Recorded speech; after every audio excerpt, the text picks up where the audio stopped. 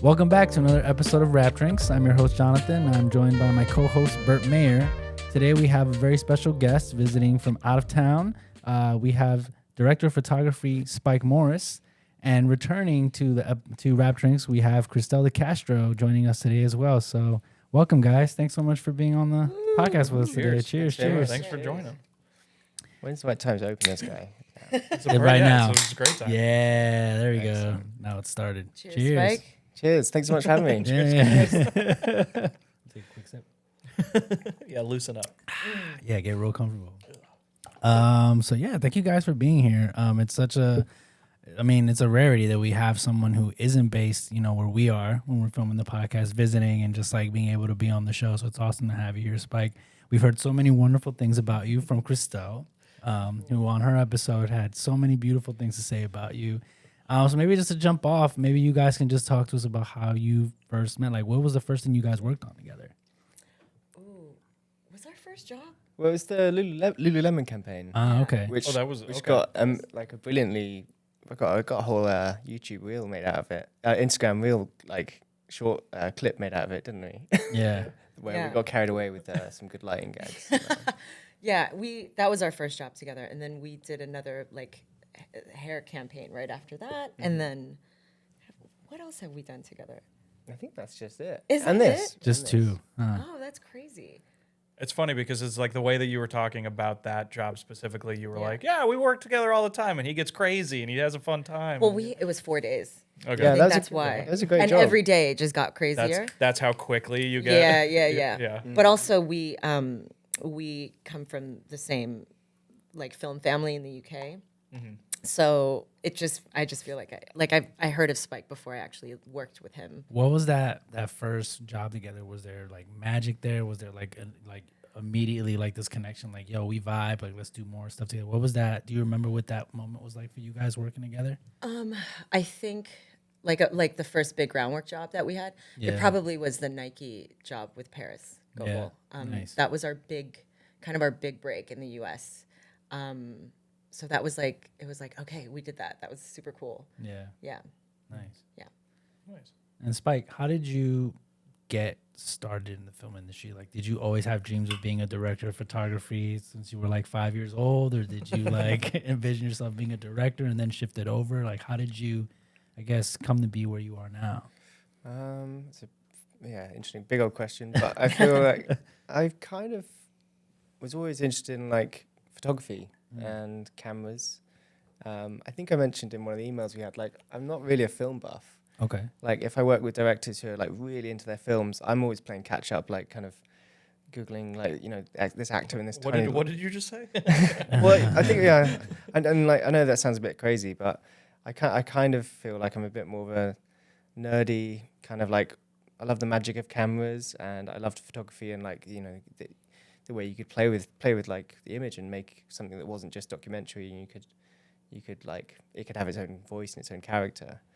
And I had a really, really good 35mm like photography after school class at like secondary school. So I was only like 12 or something, and it eventually I kept on doing that, and then I was able to do photography as like a GCSE when I was like 15. And that guy from the after school class who I'd been learning from for like 4 or 5 years was the teacher of this photography, like, graded examination. And I was like, this is perfect. We clicked really well. And then I did that as an A-level, where like you actually go to university with that qualification, and he was the person doing it, and you could either do digital photography or analog photography. And I was the only one that chose to do analog photography A-level at that school. Whoa. Nice. So I had one-to-one class with this guy in the dark room, and he'd been teaching me since I was like 12, 11. So it was just like the same thing, but with an exam at the end. And That's crazy, because I feel like if there was only one kid here, they'd be like, "Nah, cut the class. No one gets it." Yeah, Like, Right. no, absolutely they would. They Yeah. would. it was great. I remember like the final exam was, like in the dark room and like under the red light and stuff, and he's just watching me do it, and it was sort of had this look between us, being like, we trained for this moment. This is, we got this. He like totally wanted me to pass and all that stuff. So yeah, it's good. And he was quite kind of fruity in the way. His sort of like photography was like, he was always like, let's fuck it up. Let's not. Right. It It's doesn't not have to be perfect. Yeah, It's part of the process. It's messing around. Yeah. Exactly. That's awesome. And I remember trying to like learn all those rules about like manually exposing an image and there's lots of technical aspects to cameras, Yeah. but he was more like, like get some of it wrong, let's Right. let's fuck it up, Nice. and yeah, like what Stone. happens if you put Vaseline on the filter and all that stuff, and it's like, oh, okay. So he wanted you to experiment with the analog stuff. He wanted you to really kind of push the limits early on too. That's awesome. Yeah, he's called Brian. I've never spoken to him since, but I need to message him one day and be like, thank you, Brian. Maybe this is the moment. Yeah. That's your camera right here if you want to let him know. No, it's great. Call me. That was a good moment, yeah.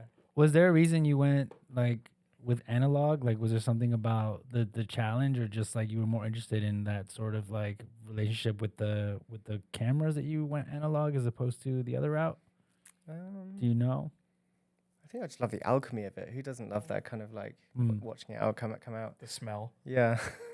I don't know. I just got stuck in, like, obviously digital cameras are pretty crap when like I was that age, and I just enjoyed like 35mm stuff because I was just given one. I don't know where that came from, to be honest. Do you still shoot a lot of film?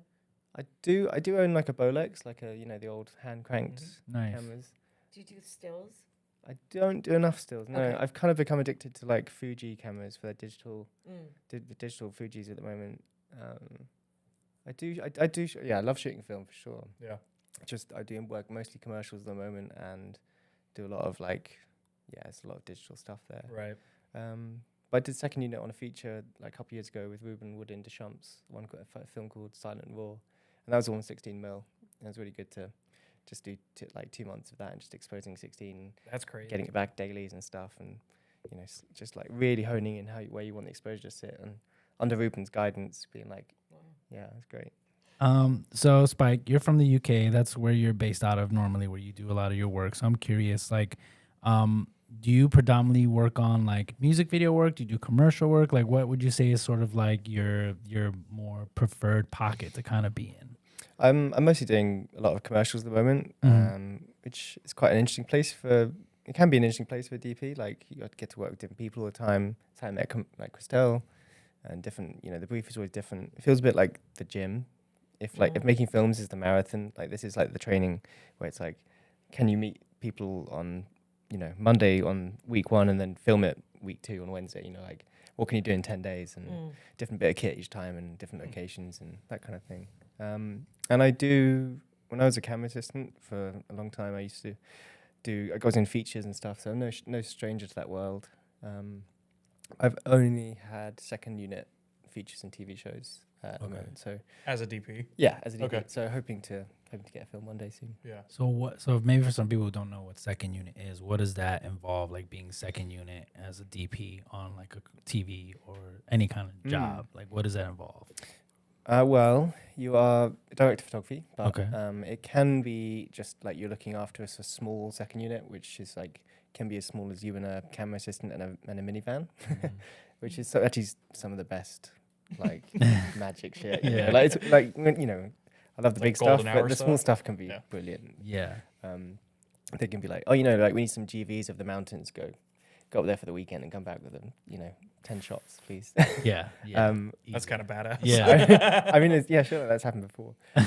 Or it's like it can be you get dragged into like do B camera stuff, so you're in the same room as the main unit, and just get like a phone call being like, actually change the plan. You're going to come in and shoot another angle on this scene because we're running behind, or it makes sense.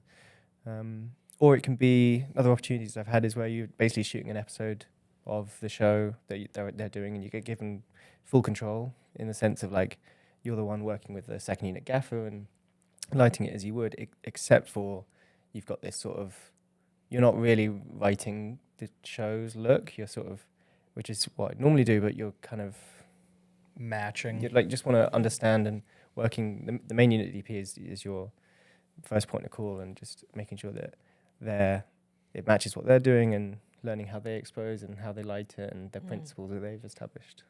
Because I mean, how do you fall into something like that? So do you have like, are these people that you used to operate for, or like AC for, or like I mean, somebody's got to trust you to man a whole unit. Yeah. It's a good question.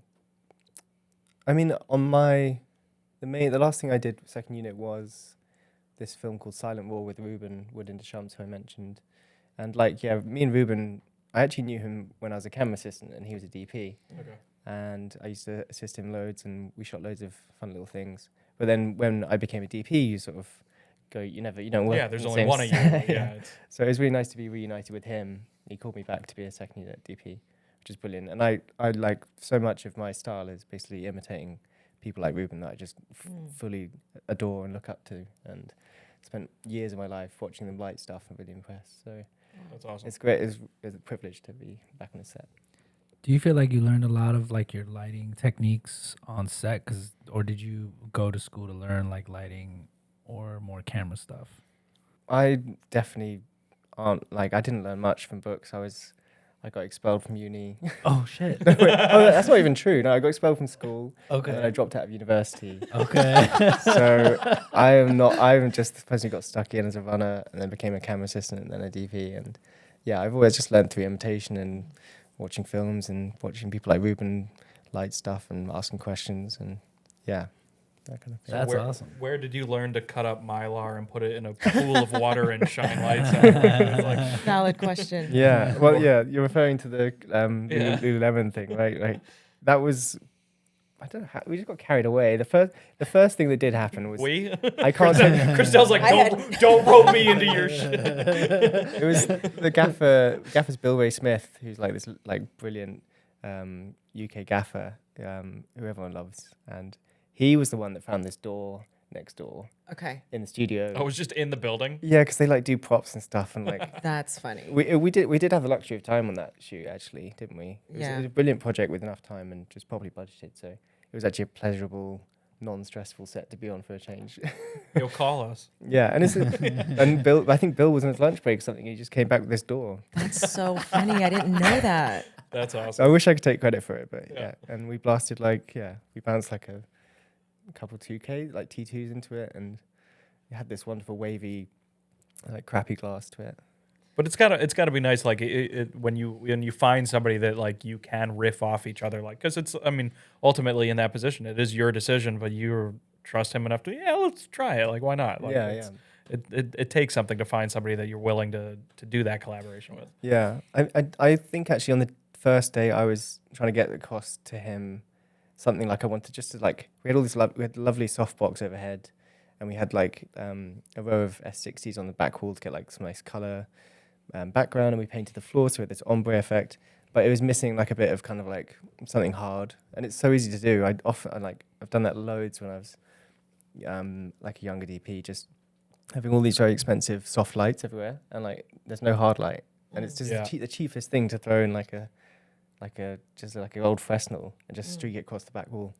It makes it feel so much more realistic and interesting to look at because you got more contrast and localized contrast. Because it's real. Yeah. I mean, light is Like, hard. Light is yeah. hard Yeah. when you go outside. It's like for the most part. Unless there's a cloud in front of it. Oh my God, this guy. I would love to hear about like your relationship with your favorite gaffers, how you guys vibe, and like how you choose the different gaffers that you work with based on the spots that you're shooting.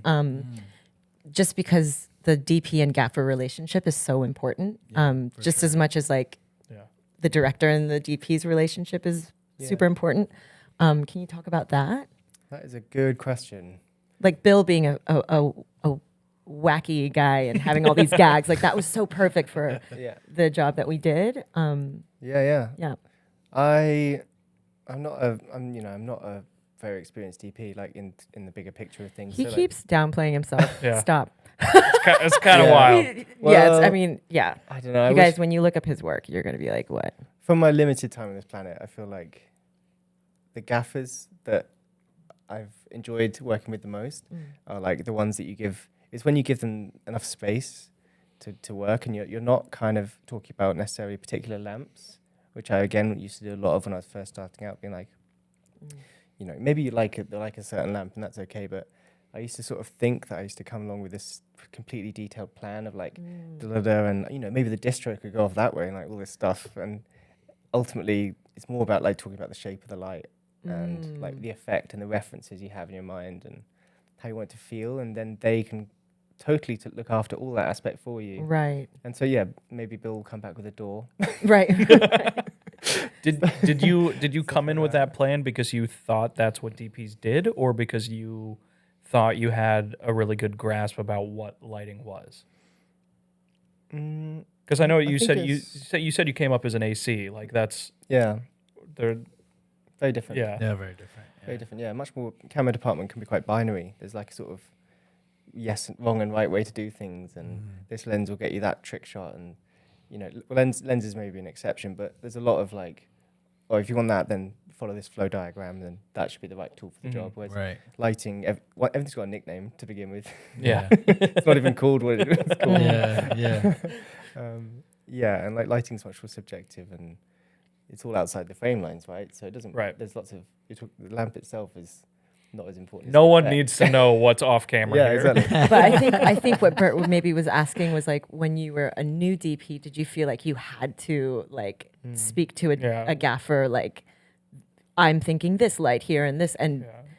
It's almost like it's like proving that you know that you Right, should be in your right. position. Yeah, I definitely did used to do a bit of that. Yeah, It's like the opposite of what you're doing right now. yeah. I think I try and be more big picture about it, and yeah. even just referencing real life, like if like a nice hotel that like has a nice lighting to it. Just take a photo of that and just being like, maybe this is an interesting like way that it could be done, and Right. referencing paintings, all that stuff. Like I used to come in with these floor plans, and I still think I try and do that once you get closer to it. But start the conversation really big and let them do their thing, because Right. Let They- them cook. let them cook, baby. Yeah. Right. Yeah. I mean, they're there for a reason, right? Right. Yeah. So you approach your gaffer, maybe you might have like photos, like visual, like inspirations. You're like, this is kind of the feel, like the emotion that I'm going for. And then as you get closer, you probably have a plan. It's like, okay, we know where our fixtures are gonna go, kind of thing. Yeah. Nice. Exactly. Yeah. And I think it's okay to be. I enjoy like quite a technical emphasis to my work. Like lots. I often get booked for motion control stuff or like tricky little fun music videos, and I do like being specific with particular. Maybe it's the main light. I don't like saying key light too much because it shouldn't really be like that. But if if it is a key light, that particular bit, maybe. I want that definitely to be tungsten, and I do love this light with this effect, and this particular Hampshire or whatever. But otherwise, it's like nice to be surprised, and it's a good way to keep on top of kit, which is always changing, especially LEDs and.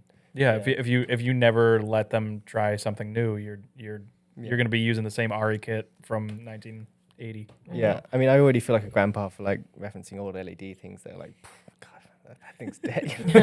This has to be in a museum, grandpa. S60. Well, nobody uses those anymore. I'm curious, why don't you like to say key light? Oh, I Is don't it know. lightest? Yeah, I mean, it's like a 3-point lighting thing that maybe it doesn't work like that. Maybe it's more like, I don't know.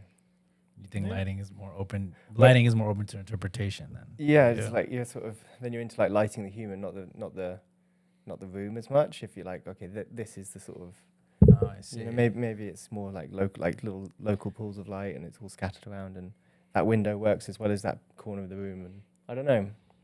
Because you It's- feel like I feel it's kind of the way you'd sorry.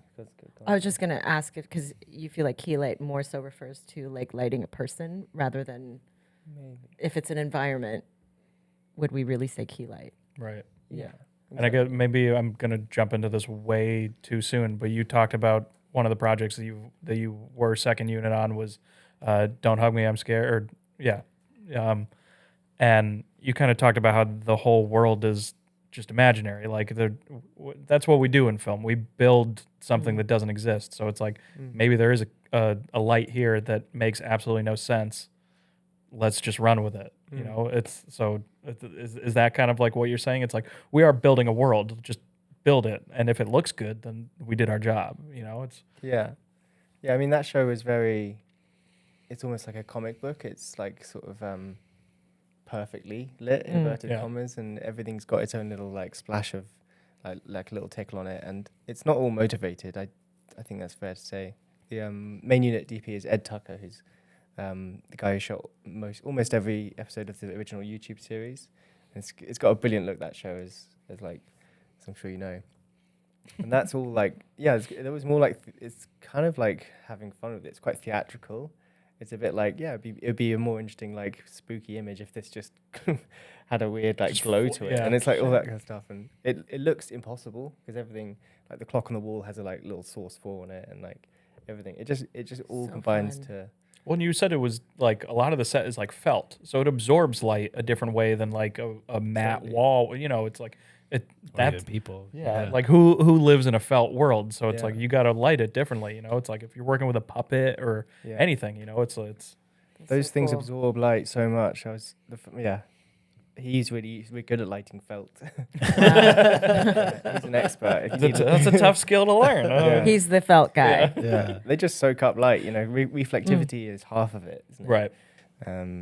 Yeah, and like, yeah, those puppets are hard to light. You just need to get the lights a little bit closer and a little bit, throw a bit more at it than you're used to. And it wasn't like big lamps, but it's just a slightly different way of doing it. It doesn't wrap around as much, you know.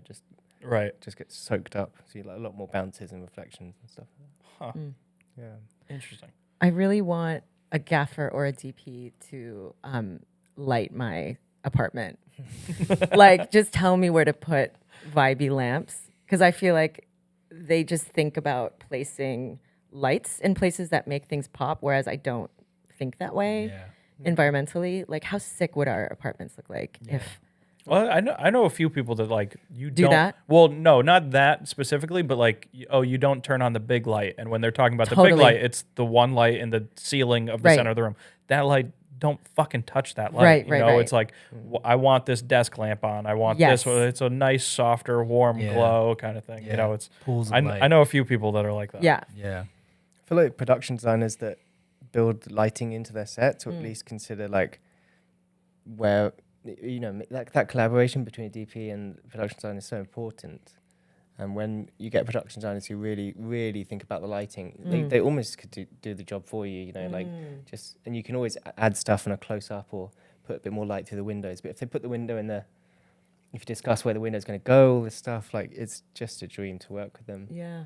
Yeah. I'll agree with maybe you. need a production designer to Yeah. light the house more than a I'll DP. agree with you until they're like, we want a lamp right here, and we don't want to see any cords. You're like, okay, cool.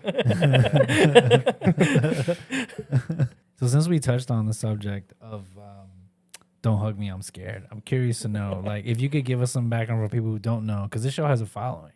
Like, if you could tell us what the show's about and how you got involved in the show and like what you were doing on the new season of the show. Well, yeah, I'm just a second unit DP on the most recent Channel 4, which is a British like terrestrial TV channel and broadcaster. But I did the recent Channel 4 show, second unit. But the originally it's this cult 6-episode, 5-minute long each episode YouTube series with these felt puppets and these characters that it sort of looks like Sesame Street at first glance, but it all quickly descends into chaos. And it's like Sesame Street on acid.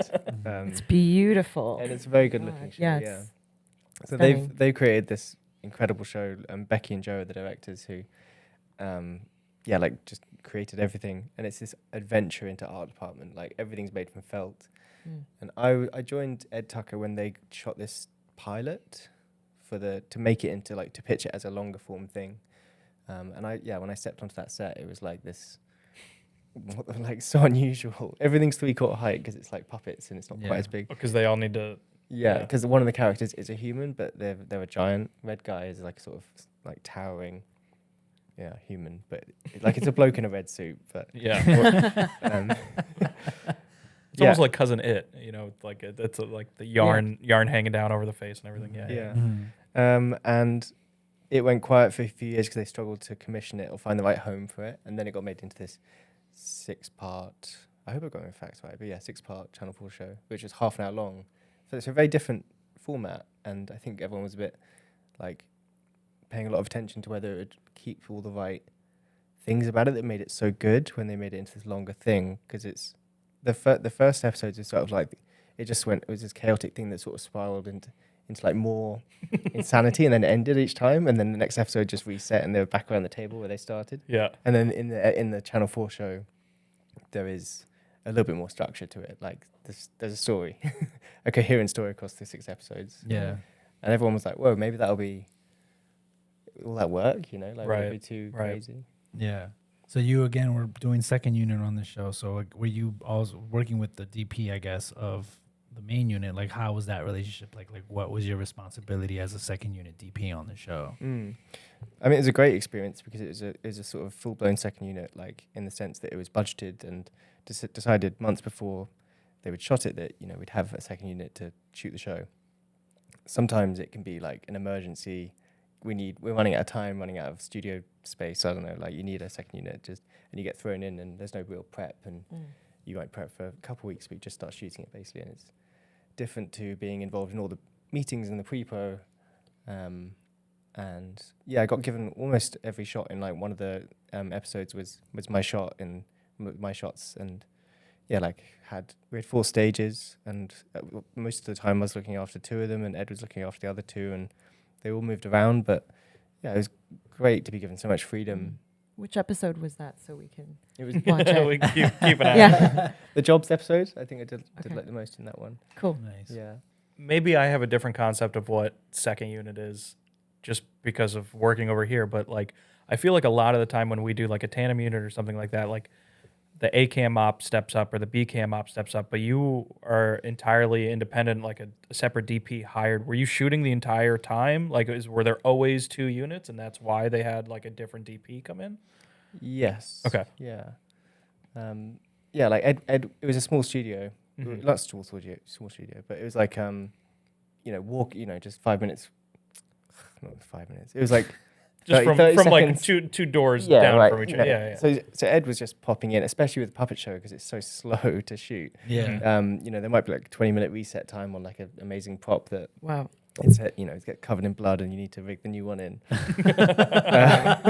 which is a very don't hug me sort of style problem. But so Ed was totally checking in and he has like such a particular look and he's an amazing attention to detail.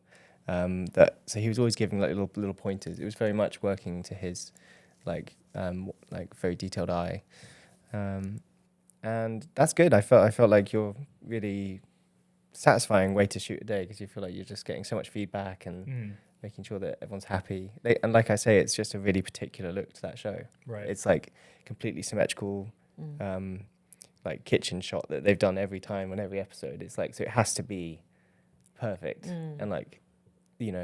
It's kind of like a match shot, that kitchen. Are there things you guys do behind the scenes to make sure that it's the same? Like I'm assuming like there's not a tripod that's just like set there every single time. It's probably still on a dolly, but like are there floor marks that never move kind of A bit thing? of that, yeah, some measurements and lots of reference frames, yeah. Is it someone's job to like make sure no one fucks with that shit? 'Cause that person must be stressed. Nah, we had it was a very supportive. There's freedom to like do it differently. Oh, nice. For sure. Like I feel like it was supportive and Just not that shot. Yeah. not the wide. Yeah. I think it was nice because everyone was sort of trying something out for the first time because they were like, it's not the old series. There's been a good few years between that and the Channel 4 show, so it was evolving, and they were like, open to suggestions. Nice. Yeah, and you can make it quite dark as well. Like it's supposed to be a spooky show at the end of it, so you could definitely fuck it up and make shit dark and So brightly if it works. colored though. It's Yeah. well, it starts like that and it'll yeah. descend. No. so. Did you know what the show was going into it, or did you find out? Okay, so you already had an idea of like, Yeah, I loved it. yeah. When you got the call where you're like, yes. Yeah. Okay. yeah. That's got to be cool to get the call for something that you know and actually like. You said there was a lot of freedom, but it sounded like there was a lot of attention to detail that you guys had to kind of think about. Like, what were some of the things that you kind of had to consider half the time when you were, lighting or even setting up camera? Aside from the match frames and stuff, were there any specific details that you always had to keep in mind when you were capturing this stuff? I'm not sure, to be honest. I think I don't know. Yeah. I can't really think about that. I guess I'm just wondering because like it must be so different to work with. Obviously, it is different working with puppets than it is with humans, right? Because like you said, they're basic. Aside from the one guy that's in the suit, they're all props pretty much, right? So I was just curious if there was anything that like you had to kind of keep in mind when shooting any specific puppets or anything. There's a lot of stuff on that particular show, for example, like they're either puppeteered from the top with like strings or marionettes where you're sort of like, you know, like Punch and Judy kind of style, like from the back of the table, underneath the table, and all the puppeteers are beneath them. So it's all really obvious to people who work in puppeteers, and Ed was like, yeah, it's a marionette. And I was like, had to quietly Google, like. But it obviously means you need to frame out all the puppeteers crammed beneath the table or behind the chair or like through the cutout. So there was shots where you had to be low angle, or if you're not going to be low angle, you're going to see the puppet in its entirety. There'll be like a puppeteer standing next to it with the strings off to the side, and that for budget reasons, those always lock off so we could paint it out. Okay. So then you have to get a plate, which is, you know, you could do it differently if you had lots of budget, but it's just no harm. That's the way they'd always done it for budget reasons, and it was part of the character of the show to have these very static. The camera doesn't really move too much. Yeah. So it was all just like, let's keep it static and we'll paint out the puppeteers. But yeah, I think I was sort of surprised how many low angle shots we did, because I was like, for framing out the puppeteers. But it's also part of the grammar of the show. Yeah. Right. And before I went on set, I was like, it's just a nice shot. But I was like, you got there through practical reasons as well. Right? Interesting. That's also cool that like regardless of I guess the budget increasing, it sounded like you were the team was also still focused on maintaining the character of the show. Like it's kind of the opposite sometimes, where like you get a bigger budget and you can see the difference. It's like, oh, this show's clearly shooting on better cameras. They got better work. Oh yeah, like between season 2 and season 3, now it's in 16:9, not 4:3. Yeah. Like Peaky Blinders, like season 1 is like clearly all shot on like wide open lenses, like a 5D, and then season 2 is like, whoa, they got a fucking RE. Like okay, so it's cool to hear that like you have a team that's really thinking about the character of the show. Yeah. You know, and making sure to preserve that. I think the story goes that the pilot they shot, which is just a pilot, didn't come out, but they didn't love it as much as the original show, in the sense that they tried to do too much with the world it was in. Like they had like sort of high street, which didn't exist, and different people's houses and all these. They do go to other places in the show, but like they basically made it too big and introduced too many characters at once. So when they did the real show, like not the pilot, they were like, let's keep it simple and bring it back to what they liked about the original show, which is interesting because it's interesting because I feel like the pilot usually ends up being just episode 1. Like Right. you know, it's like the fact that it's changed and like they actually adapted it. That's cool. Earlier you were talking about also working on like music videos, like you said, like tricky music videos and stuff. And I know you did a music video for sorry for looking at my notes here, for Moses Boyd. But I'm like, just seeing the visuals of that, it looks like if you were to see a frame of it, like sure, it looks like a black and white like music video, but there are like glowing like shapes of people in this music video, and like that's like an awesome music video to look at visually, and like I'm left wondering like how did someone achieve like these images, like to make this music video look the way that it does. Like, so I'm curious if you could talk to us about this music video and like the process about like filming this. Yeah, I mean that was a very fun call for a DP to get when the directors you're working with, they're called In Out, is their sort of director duo name. They presented me with these images. It's a photographer, which I really need to remember what they're called, but these like fluorescent glowing characters, and they're like, this is what our music video is going to look like. And I was like, okay, fantastic. You have no idea how I'm going to do that, but you proceed as if you will, and you get talking and then get researching and testing. And what we sort of came to, they actually suggested it, they worked it out, but it's like this fluorescent paint, kind of like a road sign, in the sense that like it reflects back light at the angle of instance where it came from. So it doesn't just reflect it into the room like a white wall, like in lots of directions, but most of it goes back down the same angle it came from. And it's a clear paint as well, which is really bizarre. You can't see it unless you sort of like get an iPhone torch and like it comes close to your eye line, because that's when the angle is. And we tested that and it worked pretty well, especially on an iPhone, because the lens and the light is so close, only a couple millimeters away.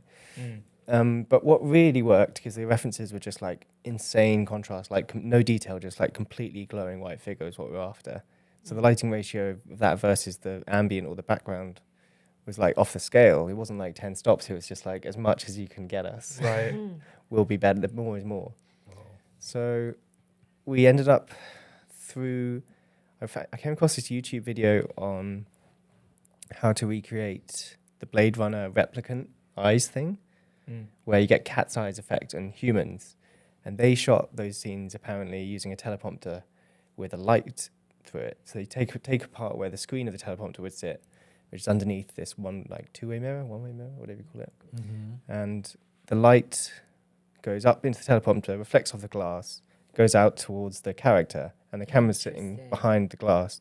And when it comes back through like any reflective, like a human's eye, it's actually quite reflective if you get the angle perfectly right. And it comes back and hits the camera, and the angle of the camera and the angle of the lighting, it's not just close, it's the same. So it's like that's crazy. That makes way more sense, because when we were talking originally, you were like, "Yeah, we live with the teleprompter." I was like, "How bright is this teleprompter?" That make no sense to me. Well, yeah, not that bright because like so you're shining the light through the teleprompter and using that as the mirror to shape or to direct the light. that's where the light's coming from. Yeah, it's the key light basically. Okay. And like it's like looking at a road sign, but rather than your headlights illuminating it and like them being a few feet down there, it's like your eye is where the headlight is, and it's just like you can't really imagine it, but it would just come back completely blinding. If you know what I mean?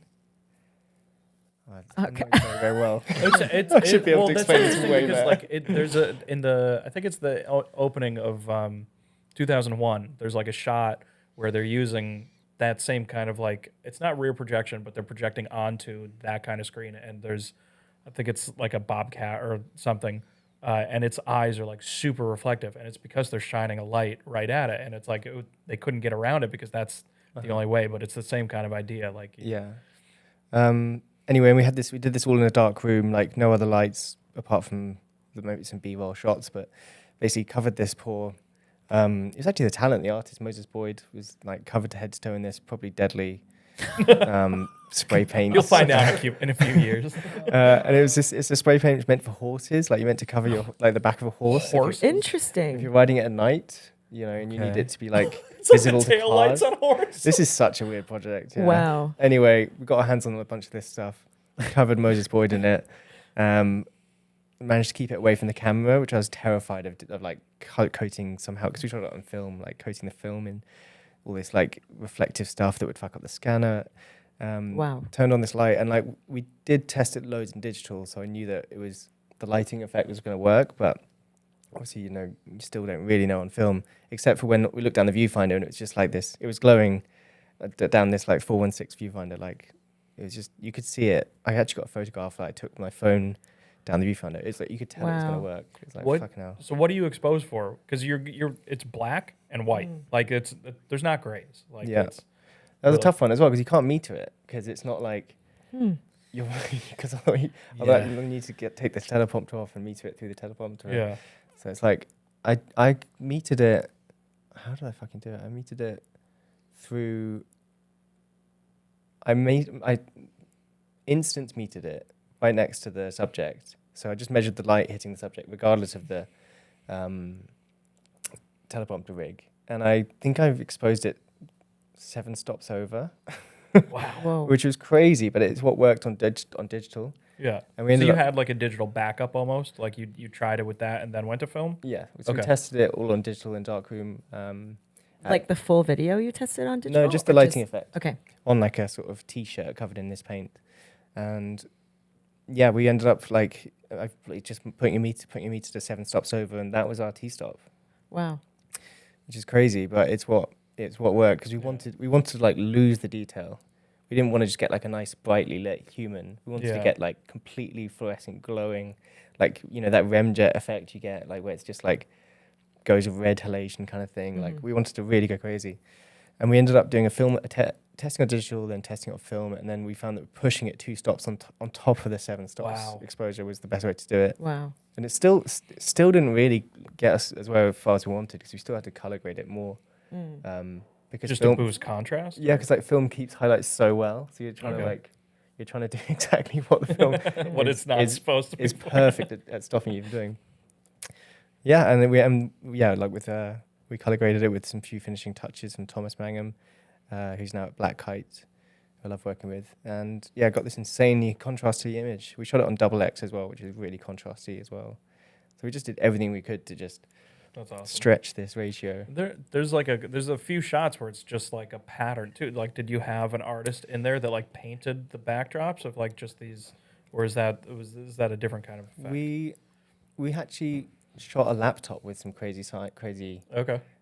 It sounds really basic, but it was just like trying to get weird things in. We shot a laptop with these patterns on it, and that went through the post development process. So, and it's on double X, which is so crunchy. Nice. You just shot a laptop. I love that. Some B-roll. Yeah, we painted some trace frames as well, like trace frames without any gel on them. Just painted that in the material and put them on C-stands, and we did like stop motion where we moved the camera like on this dolly like towards it, so you get this sort of like flying through trace frames effect. 2001 again. Yeah. And then we had a Bolex as our B cam, which we did like long. You can do like bulb exposures on my Bolex, so you just hold it down as long as you want. So we did like this complete. I looked so silly. I was just running around with this Bolex, like just like pressing like, like that'd be half a second or 2 seconds. Like I had like a metronome. For like streaks almost. Yeah, like had a metronome playing on my phone to be like one every 2 seconds, like trying to like get these 2 second exposures that were roughly as long as each other. Running around, and we didn't do the teleprompter rig on that. We just gaffer taped like a light as close to the lens as we could, and that kind of worked enough. And yeah, we just had fun with it. That's funny that you had a metronome to make it as precise as possible. Yeah. Like, yeah, there was a method to the madness. Trying to take the human element out of the human element. Right. Like it's right. Yeah. It was a great project, and it was actually really, really small budget. We just had like, it's like probably 10 of us in the room, I feel like, and a grip, a gaffer, a couple of camera assistants, and a lovely producer. And it wasn't like a big one. It was just lovely. It's just a really good, just a cool one. Isn't it cool how you can still get hit up years later about this project that probably was, quite indie when you shot it? You were just experimenting, and yet like it's so recognizable. I think that's pretty amazing. Yeah, I mean, we didn't really invent I need to find that reference for who the original photographer was, because we didn't even invent that. We just sort of remixed it a bit and moved it on, and created something. Did it for motion, and exactly. I think it's in a good way. Hopefully, it wasn't like plagiarism. It's just like combining this. Yeah, it took a reference or a seed of an idea, and yeah. Yeah. Do you end up shooting experimental projects like that from time to time, or do you find it's more commercial for you? Lately, no, but I think what I'm trying to do now is just spending my own money on making films for my friends' brands or like my friends' music. So that's just something that I'm investing more time and money into, just because it's fun. Yeah. And I want to work with my friends. But like experimental, I did do a dog video. Mayo's first Mayo's first big break. But we got this cheap $200 snorri from B&H, and it's just the POV of like every owner looking down at their dog, but it's for shoes. So it's like you see the shoes are in the shots. Nice. So it's kind of, anyway, we put it up for Valentine's Day because it was like, I always notice when I look down at Mayo, I'm always seeing my shoes. I'm like, this would make such a good ad, Nice. So that wasn't experimental per se, but it was fun. How to truly accessorize, you match your dog to your shoes. But yeah, but I do have a hankering for getting weird and just like figuring some nerdy thing out and being like, what can we do with this weird ass technique and like make that the theme of a music video or something. Exactly. Yeah. Yeah. So many music videos stem from like little technique, like Totally. a trick. Yeah. And it's entertaining enough for 3 minutes, or it's a good base level just to build everything else up and a light narrative around it. like Will Dorn's video for War, where anyway our friend Will, and it was actually a Groundwork produced video, but it's all Snorri, and that video blew up so hard, and now I see I see so many videos that clearly reference Will's video. Yeah. Yeah. But that's kind of like, that's part of our job is looking at what has been done and For then sure. trying to like not even replicate it, but build on it. Yep. You know, it's like you have to. Yeah. You The need- tools are yeah, there. Yeah. Like Yeah. the Snorri is there, and how Yeah. how else can you use it? Yeah. Oh, you should look at our website. People are nuts. I love there's like we've gotten so many lately too that it's like, oh yeah, we made a Snorri cam and it's literally just a tripod taped to somebody's chest. You're like, what? Well, get that third leg out of your pants. Like you do, that's not where that tripod goes. Also, please don't trip. Like, Right. please do not trip. Yeah. Spike, did you like obviously you had an idea like shared with you for the music video for sorry, I keep forgetting the name. Moses Boyd. Boyd, yeah. Was there any research that you had to do on your part for any kind of like visuals and stuff when you were working on that? Or like, did you have to go and do your research and ask yourself, did someone else already do this? Like, how will I know if the fluorescent paint will work for this? And like, where do I even get fluorescent paint? How messy is fluorescent paint? I have an additional question to John's, which is the testing on digital, and like, do you feel safe with testing on digital, like something so experimental like that? Because you shot that on 16, right? Yeah. Like I don't know that I would have the confidence. Like, It's oh, not- this reads on. It's not a one to fucking- one. No. It's Yeah, no, absolutely right. not a one to one. Yeah. So Well, that was yeah. risky too. It's not. It's not magic. It's just testing. Like, we just got there through logical, like, testing of what we thought would be the right idea, and you do it on the safest medium. And the first test was just on iPhone, and just seeing like if That's crazy. yeah, like just keeping it really cheap and cheerful. Like, does this product work better than that with, like a light and a camera next to each other, and just kept it super methodical and went through, used an FS7 with any old lens on it, and what kind of lights. I thought that maybe a ring light would be really good because it was like Around the lens. but it doesn't seem to quite work like that. And then, yeah, we sort of like used even like smaller diameter lenses, like seemed to work better because like you're literally getting closer to the size of the like to the sensors. Source. Yeah, like it at least I was going a bit mad. That's what I thought was happening. So, yeah, so After staring at it for like 12 hours, Yeah. you're like, yeah, no, this is way better. yeah, and then just coming up with like, I couldn't really meter the like actual light coming back. Or at least I could have done it with false color, but I just wanted to do it the meter in the quick moment. And I found that metering it next to it 7 stops over was about where if I set my aperture to that, it was like the subject looked blown out enough, and then keeping the room as dark as possible, at least 7 stops under, which sounds impossible, but really easy if you've got this ridiculous prop. You're getting such a high contrast ratio because it's not like a normal t-shirt. It's like covered in this fluorescent paint. It's really funny too because I feel like a lot of the times what like the first thing when you're lighting something is like it's a little too flat, and like that's all you wanted. It's like, no, we need to make it more flat. Like Yeah. no one has like using that. Anytime I see somebody like recording something with the light on their iPhone or their cell phone or anything, I'm like, why would you ever turn that light on for a video? Like, but this is exactly why. It actually reminds me that it was actually something we wanted to consider, was not to have a totally dark room. I'm probably exaggerating the contrast ratio because like it would be a mistake if we just had a void that it was floating in. So actually, you're right. It was actually something to do with like we want to see the world they're in a bit, like keep it super dark, but you want to have control over that. Yeah. I remember that being a bit terrifying. It's funny. It's cool too because it's like I feel like a lot of people do. Like okay, the sun's setting. I'm gonna put this person in front of it. I'm gonna get a silhouette shot. Like silhouettes it's a very common theme among a lot of things. It's like okay, we've got this dark figure on, like we can see the world they're in, and now you have this glowing like this is something that's not it's like it's maybe it's harder to it's definitely harder to achieve but it's the opposite of what a lot of people like. You're taking this world and you're flipping it. So it is really cool to see this person moving through this world that in like it's almost like a glowing angelic. I remember we stacked the Promise filters. We got the whole set and put them all in the matte box. So like the top 3 in the matte box, like the 2, the 1, and the half. Jesus.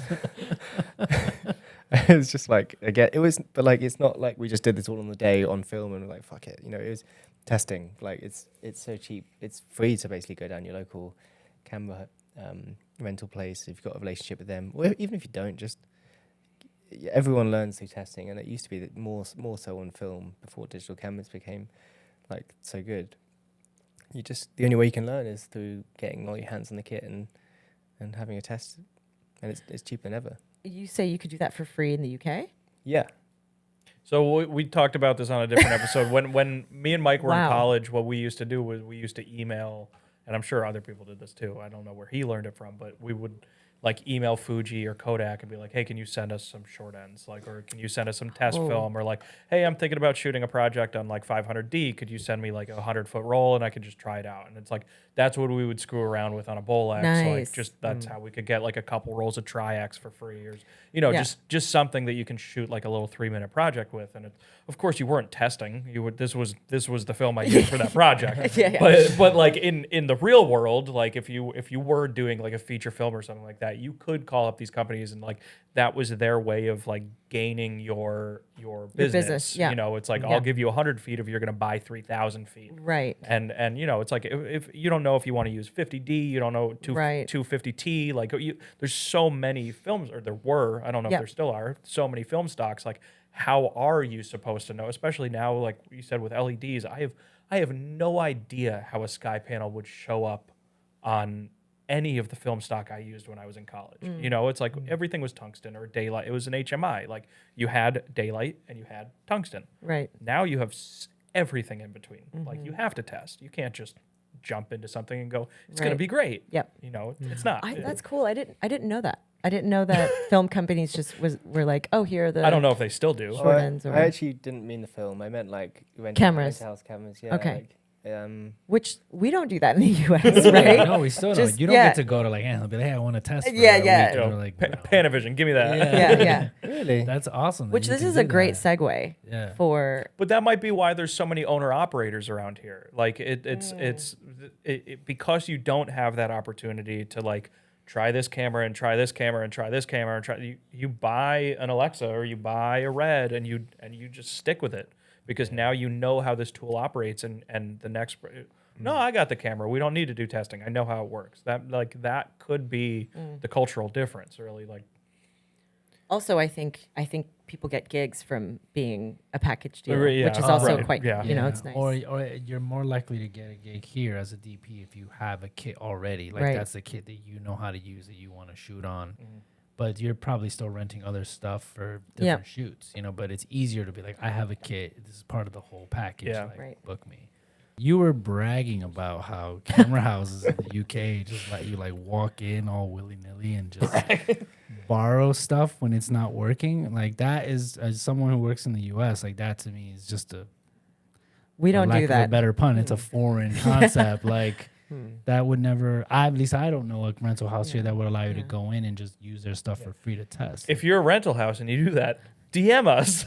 Yeah, I mean, absolutely. I'm not saying like it's you're right or anything, but there's definitely a culture of if it's on the shelf, come to us, come to our test room. You can't take it away for free, but yeah, like if it's on the shelf, like have a look at it, and especially if it's a new bit of kit, That's amazing. Can you bring stuff in? Yeah, to you can bring- look at it. bring like someone else to point a camera and a couple lights, and they'll supply you a set of lenses and batteries to plug That's into it, wild. all that stuff. That's so cool.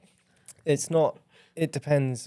Like not everyone. He doesn't will do care that, at all. Yeah. You've blown 3 people's minds, and you're like, yeah, fuck it, whatever, it doesn't matter. He's like, what are you guys not doing? Yeah, this? I don't understand. Why is this interesting? We're so behind. But you guys must test lights and stuff as well. Then. Yeah, but it's not Yeah, on like, set. Yeah, literally. And Exactly. it's wild too, because I have reached out to a couple companies like, hey, my crew would love to try this light for this show, like maybe for a couple weeks. Like, what would it take to do that? And they go, oh, well, we need to go through our dealership, who's then going to contact the rental house that's closest to you, and if they will cover the insurance, then they can pass it along to the show, and then we'll get it to you in like 4 weeks. And you're like, okay, well, my show's going to be over. and it's this insanely long process that you need. Like, no, I'm sure there are circumstances where it happens. There's way more where it does not. Yeah.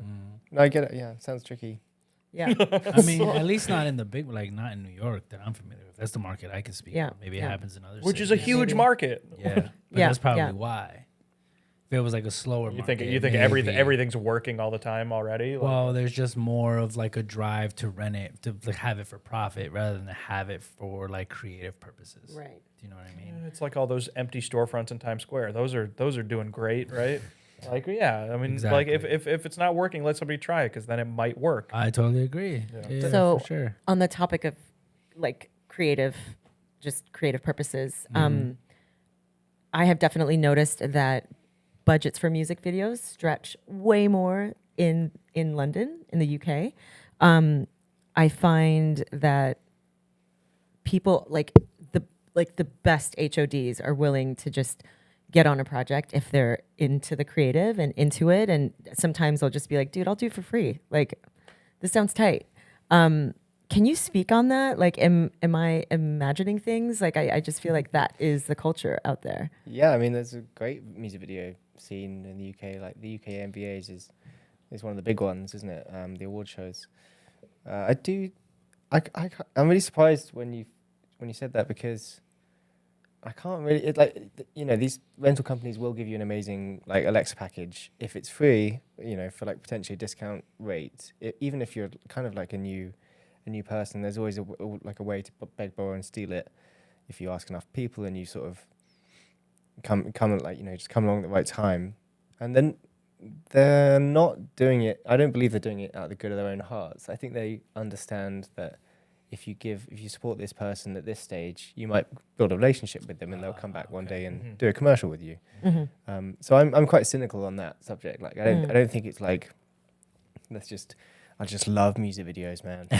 We love cleaning. So We like, need something to watch. we love cleaning sand out of those spreaders on Monday morning. You say that, but like that alone is out of the good of their heart, because there is no guarantee that you will come back, and like the fact that they're willing to try it at least Yeah, it is a gamble. is more than they are willing to do here. There's basically a culture that's thriving in the UK that doesn't really exist here. Like the first music video that we produced, that Groundwork produced here in the US, and Aaron came down for it, he was tripping out on how much he couldn't get the equipment rental lower, or to the price that he expected, because in London, he's like, dude, like any rental house would have like given us 40%. It's almost one of those things too, though. It's like we said before. It's like there's only one DP on a show, really. But it's like if you can't do a project, you're going to give it to your buddy, and you hope that the next time he can't do something or they can't do something, they'll give it to you.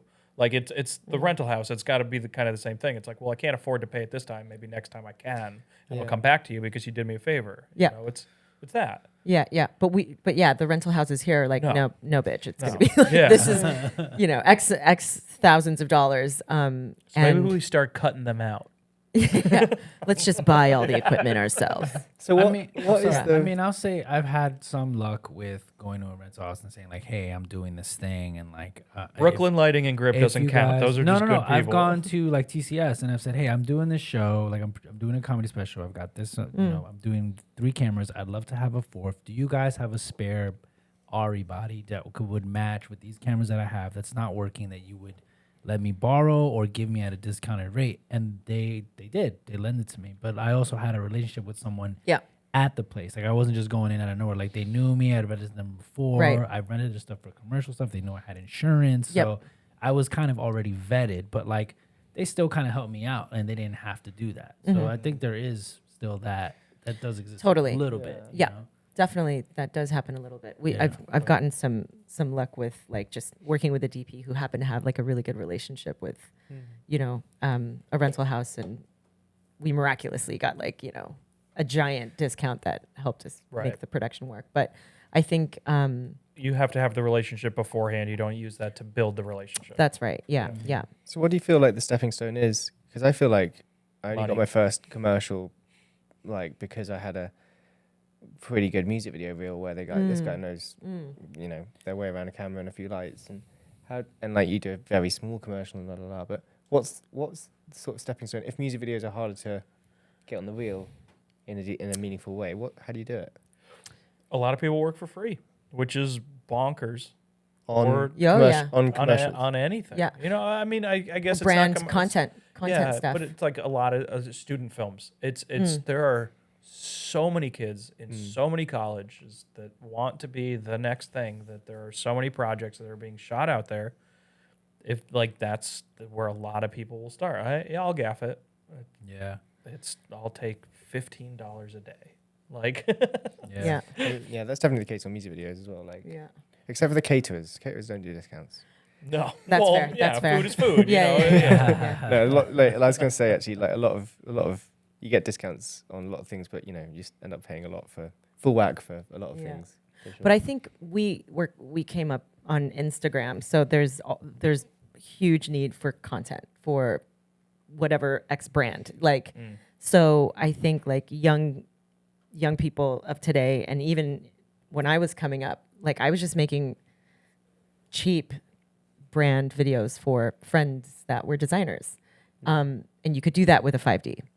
You Right. know, Yeah. so I think that was a big stepping stone for a lot of filmmakers today as well, to just make something cheap Yeah. through content, really Yeah. for content. But I mean, it's kind of crazy how social media has changed that too, because they're like, but I hate TikTok.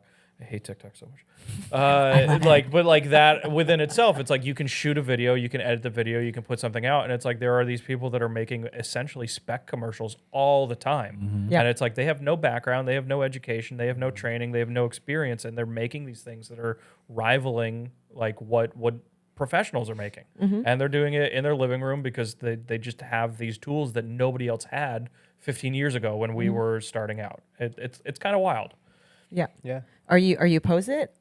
No, Are you fucking give opposed? everybody Yeah. a chance. Yeah, no, it's cool. I don't Yeah, yeah. care. It's Yeah. just I hope that when they get the opportunity and a budget, they're hiring a full crew and they're not still doing it Yeah, yeah, in their yeah. living room by themselves. Yeah. I hope that they spread it out and give it to Right. everybody. You know, it's Yeah, like bring yeah. your friends along. You know, Yeah. help everybody. It's don't like the I think the worst thing that a lot of people can do is undercut everybody else that they're working along Yeah. with and bring the market down for everybody. Right. If you're making this high quality thing that somebody's willing to pay for, keep the pay rate where everybody else thinks it should be, because that's what it costs. And we also are in a time now where I feel like we also have a lot of access to this content of like years and years and years of like work that has been done. So if you wanted to like replicate something, you just go online and watch it, and you have it readily available to like just be like, oh, I want to know how they did this shot in like the Godfather. 1993 And then- commercial for Exactly. You can find it, you can watch it, you can study it. Like you couldn't do that like 15 years ago. That's what I did for Moses Boyd with the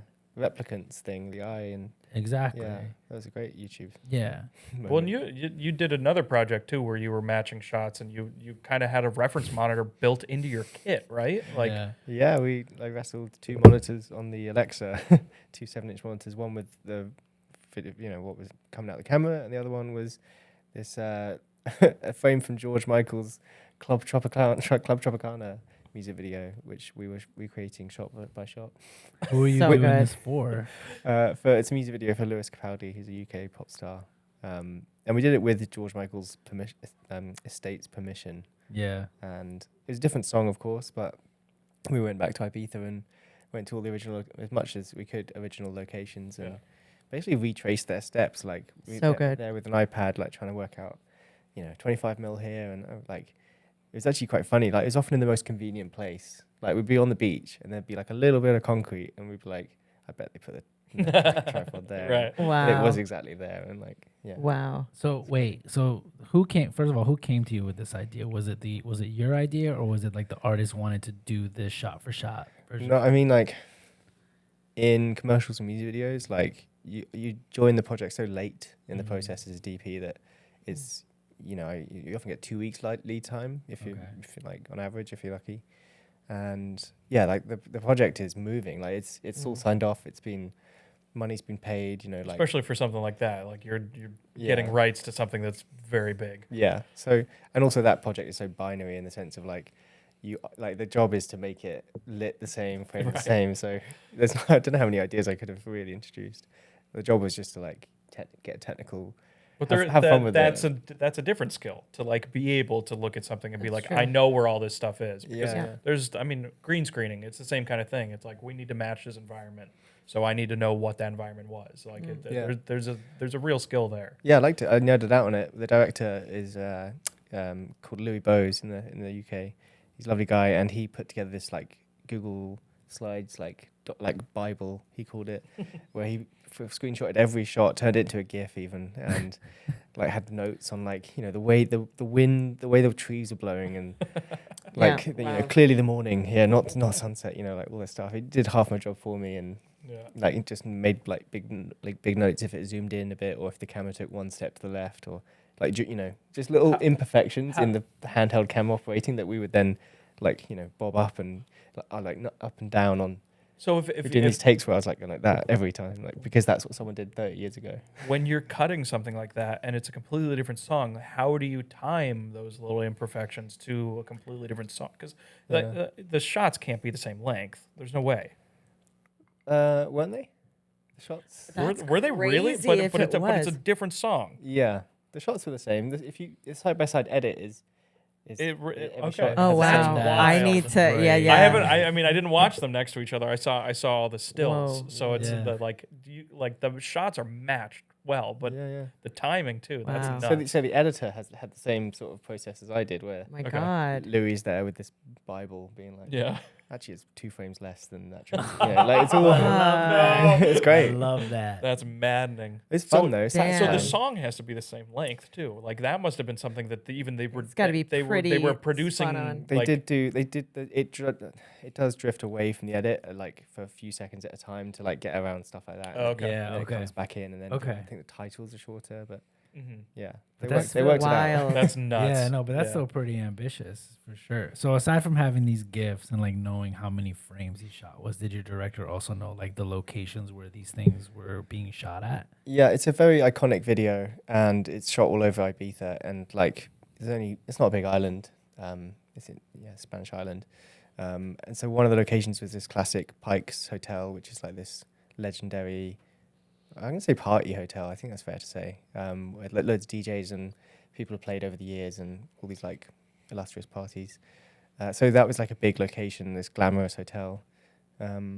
And the other one was like these beaches, and location scouts just found us the right beach because of the outcrops, and then Yeah. on the tech scout it's just a process of Crazy. lining up like the geographical features and seeing where we put the camera. Insane. And like I say, it was often next to the parking. Yeah, that's so. It's so cool. Like they probably did it like totally like nobody got permits. They just shot this thing. Yeah. Yeah. But there are these accounts that dedicate themselves to like finding like where Locations. something was shot. And they'll Yeah. hold up like a screen grab, and it's like it's so cool to do that for an entire project. It's like Insane. Yeah. You're like reverse engineering what could have been in the what minds of what is film? Yeah, Like, yeah. Yeah, it was a really fun project. We were just laughing the whole time we shot that thing. yeah. Wow. It was good. Were there any locations or shots you got to that you got there and like you had everything but like one element, right? And you guys, it kind of just threw off whatever kind of direction you guys were going in, or did you feel like you got lucky with each We one? got pretty lucky. One of them was like these long lens shots of planes taking off and landing. We decided to like not do it with stock imagery. So on like one of the days between the recce and the shoot, the You scout found and a the shoot- plane? there is an airport. Just paid it to Well, take off. Yeah, yeah. I bet if you go to the airport, they'll let you borrow the plane. Right. we basically like took this hire van, and me and the director and the producer went with like a B camera, like some Blackmagic small camera, and put the tripod on top of the minivan, and we were pointing it at the Ibiza airport. And I remember like us all willing the plane to turn like the Oh other my way, like that. It's going the wrong way, like clearly going to that gate. Right? You want to go to the gates on the other side. And just, That's You just flip the crazy. image. Yeah, yeah. You just turn we the. were just like, and we had the map, because you can check flights. Yeah. Like all this Oh stuff. We need a flight that's We're like, going to Germany, this- not. This one's got 4. Next one's got 4 engines. Oh, it's not gonna work. That's wild. Insane. That's how weird. close you were trying to get it. That's nuts. We just got carried away with it. Yeah. Did you get the plane shot? We did, but it took ages.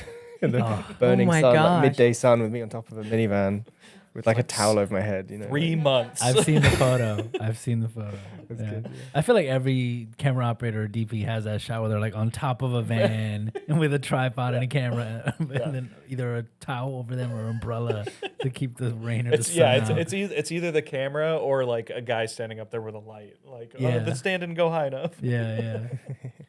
That's pure dedication, man. That's awesome. Like the fact that you guys went that far to even try to get the plane shots is amazing. How long was that shoot? It's a 2-day shoot. That's it?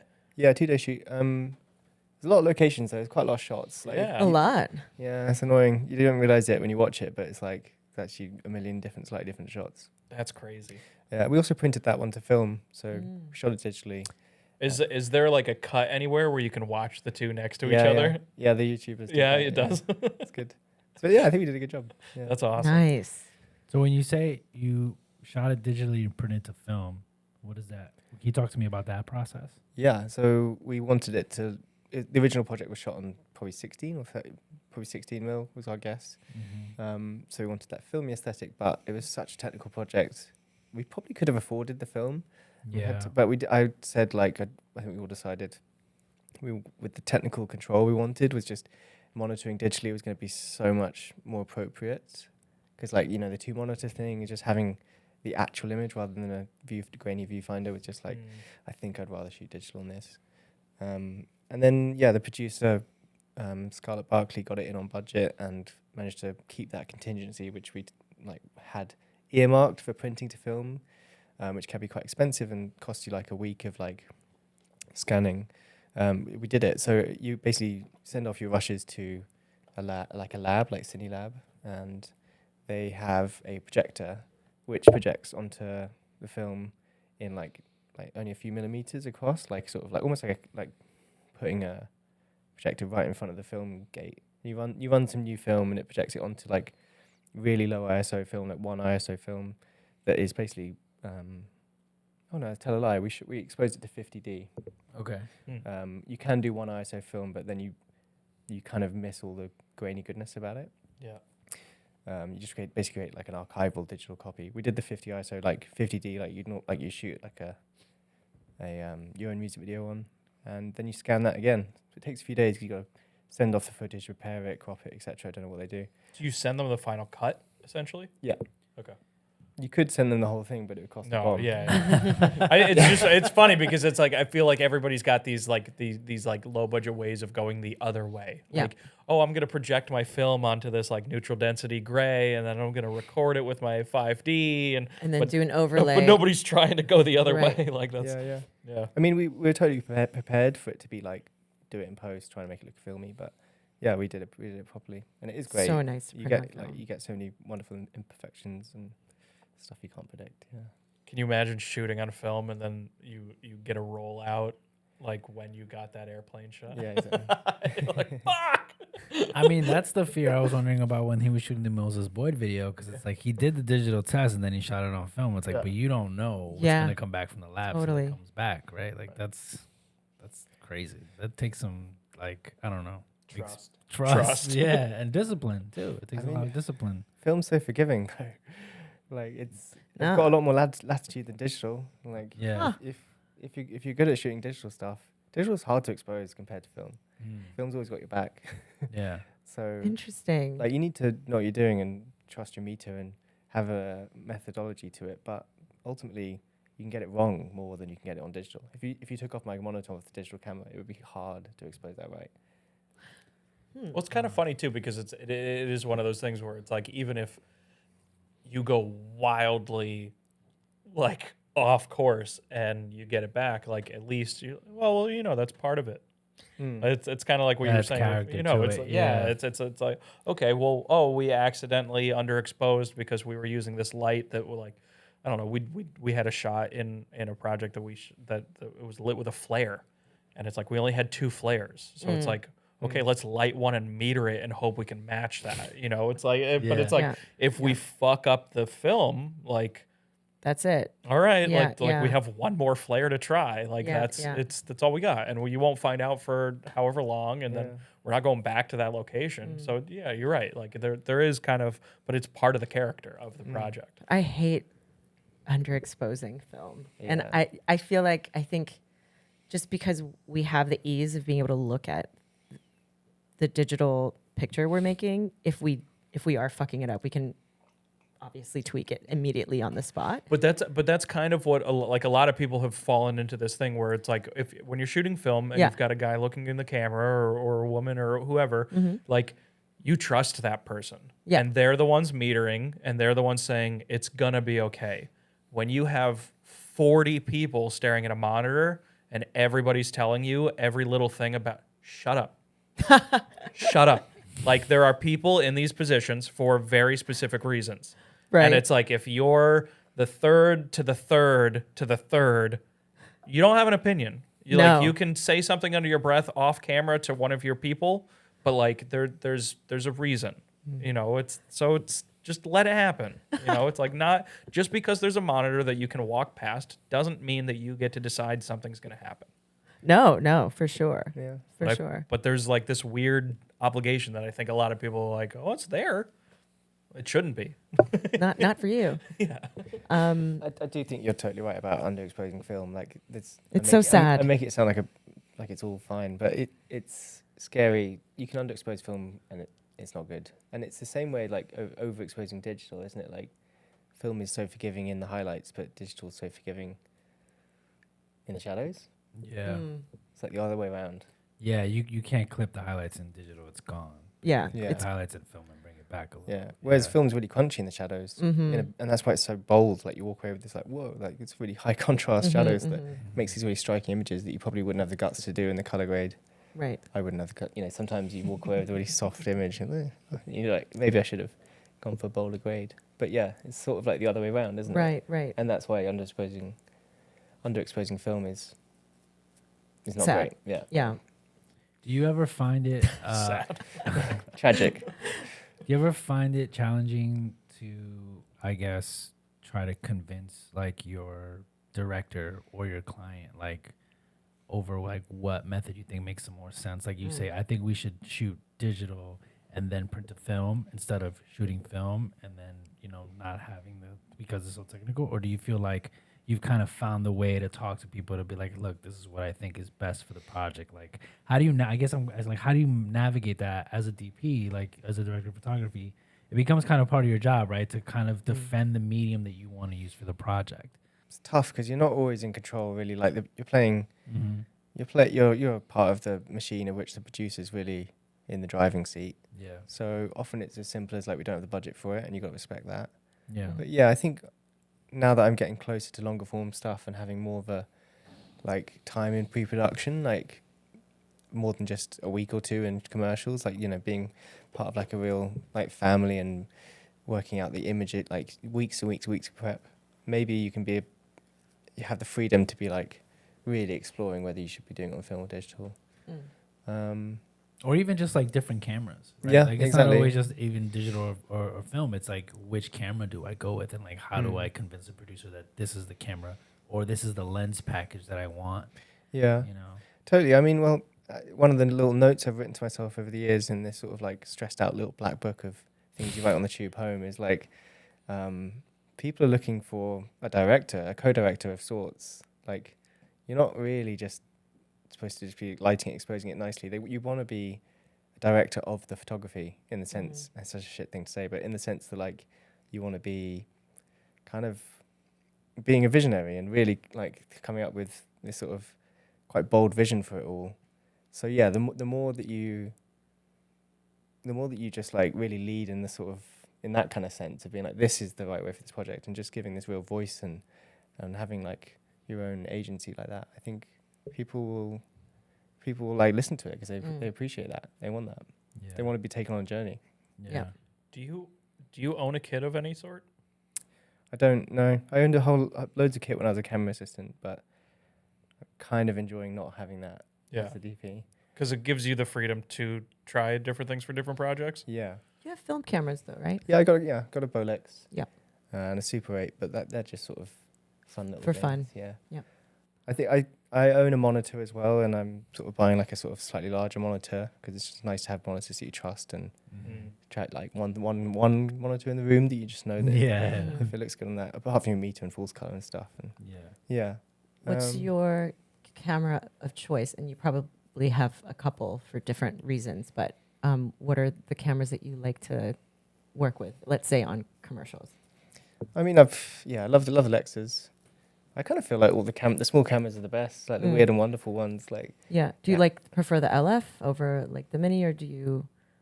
I still love the original Mini. Yeah. Oh, cool. I love them all. Like, but the original Mini has such a charm, and I love that it's now like so old that it's kind of like a format. It's like Alexa Mini, nice. And like high ISO Alexa Mini. There's something really fun to it. Cool. You can kind of squish it and fuck it up and underexpose it a bit, and it still looks kind of good. At least I think so. Awesome. So if I find myself choosing like the original Mini just for fun. That's great. And it's just cheap and cheerful, and So Super 35 is such a nice format. Like LF is like great, and you can have fun with it, and you can use it in a motivated way. But like shooting 35 it's just so classic. Like so much cinema that we've watched over the years is like the sort of home, like baseline format for cinema, and so many good lens choices around like that. So yeah, that's why the Alexa 35 is a really nice, interesting iteration on the Alexa family. Do you jump into that conversation as a director ever, or do you leave that to your DP? Well, I have a Mini, so I try to.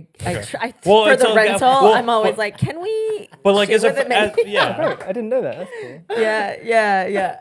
And so I'm loving that you actually fuck with them still, because on a project on the job I'm shooting next week, I was chatting to my DP and I was like, what say we shoot on a Mini, and she wants to shoot I think on a Venice, on a Sony Venice. Nah. But I think it's a great camera. I think the Venice is fab. And I've shot on it and it's gorgeous. But I was like, is there a specific reason? Is it because we're doing some handheld stuff and it can be quite light? And anyway, she was like, well, why do you want to shoot on the Mini? I was like, because I'm trying to get a rental. She's like, facts. It's giving money. It's giving. She's got to pay for herself. Giving the rent. Yeah. That's amazing. Yeah. I even like the way that all the Minis, like when you rent them now, like the EVF is all battered and like battle scratched, and Right. it's just like, oh yeah, great. This camera's It's seen something. it's been places. Well, that's Right. We came up working with like analog cameras and like working with things like experimenting, like just try it out, like fuck it up. So you have that relationship, I think, with these machines too. I'm curious, like, what is your monitor of choice? Since you seem to be like wanting to have something you can trust, like, what's the monitor you like to have on set? I mean, no monitor is accurate, and it's not actually about having an accurate monitor, like, because it never gets finished on an accurate monitor, really. Yeah. And like maybe even cinema screens have a lot of diversity in them, and the Yeah. house lights that the cinema has on, and will affect. It's all this wonderful alchemy. Mm-hmm. So I just have a 703, a small HD 703 that is factory calibrated, but like it lives in a floor bag that gets dragged around. So I'm not going to sit here and say it's calibrated and perfect. It's but just it's that one I you just like know- working with, I for just sure. have this gut feeling of like, if I check the false color and stuff, but if it just feels like you're getting the right kind of skin tones, then lo and behold, when you get to the color grade and the color turns around from the cappuccino and gives you a little nod. Right. Yeah. No, I mean, listen, I love small HD stuff. I think I liked them more before their monitor started having like an operating system. I was like, monitor doesn't need, like, if I have to turn on your monitor and ask me to update like the software, like, I'm like, why do I want this monitor? Like, just be a monitor. I like the small HD 13-inch monitors a lot. This is really nerdy, but I just think it's a good size for a crew member who's like close to the action. Like, it's a nice in-between size that I feel like I never came across when I was starting out, and it's just 17 all onboard 7s. Yeah, like you do get sort of those mid-sized monitors, but they're great. That's really nice. Yeah. You can just drag it around and fly around the set. Yeah. This is a little bit of a jump. Do you like operating as a DP, or do you stand back and you completely let your? Because it's like I can see. Great like, question. Walking around with a monitor is different than like jumping in there and be like, maybe the camera should do this. Love operating. Yeah. Yeah. Do you try to do both? Is it kind of like you have an additional operator, or do you? I do. It's an important part of being DP to be able to operate, but I was going to say important to actually just be able to be with the director and step away, and like you have more. You wouldn't believe how many much more things you notice when you're not in front of the lights. You're just watching it more objectively, like 10 feet away, and it's great to be in the director's like helping take away problems from them. And you have the gaffer or grip on the other side of you. So that's crucial. But then again, it's so important to like be able to, it's brilliant to do a handheld take. And the first people the talent look at is the person holding the camera, you know, and you get that sort of moment of like, did we get it? Yeah. So I would never want that to like not be part of my job. I will say that if you're doing 2 cameras, I always push for 2 operators because it's really hard to operate, like to supervise a second camera. Just trust that was. You can have a second, you can have like a Teradek receiver and a second monitor, or like a tiny monitor, which can be good, but I don't know, I feel like it's really good to have a bit of distance when you've got 2 cameras. That's a luxury though, it doesn't always work out that way. Yeah. Do you find that operators are like younger DPs, or are operators typically like, this is kind of just the job that I, like the job level that I want to stay at? Kind of like how there are some sick first ACs who like, that's just what they do. They don't really want to advance to like being a DP. Like for operators, are they typically like sort of like junior DPs, or No, like you can get some nice. Is there any operator that doesn't want to be a DP? yeah, Is the like question. or Yeah. like or are a lot of operators like just like super stoked to operate, and that's their job, which is totally respectable. And I think so, yeah. Well, Yeah. like, you know, if you're working with a Steadicam operator, I always ask them or try and get them to operate stuff, not just Steadicam. Like, oh, interesting. like if you're on a longer form thing and you have Steadicam, you know, but you're unlikely to use it every day. That's your B cam. You get a lot of Oh, people who just do nice. B cam and stuff. Oh, So in that's a yes to your question, huh. in the sense that I believe there'll be Steadicam operators for the rest of their career. But that's not Although I quite can't what you see meant, though, is it? Allsop doing. Anyway, Really, I mean, yeah, it depends on the operator, Sorry. but sometimes they'll be like, you know, stick me in. I just want to. I think there's also something to be said of like I think everybody loves the opportunity to shut their brain off for a second. Yeah. Like you could be in charge of everything and love what you're doing and everything, but if you get a 2-week gig or something like that where you can just, someone else is going to make every single decision and all I need to do is this, Yep. like, you know, It's lovely. I love being a third. Yeah. Like people bump me up to other positions every once in a while, and I'm capable.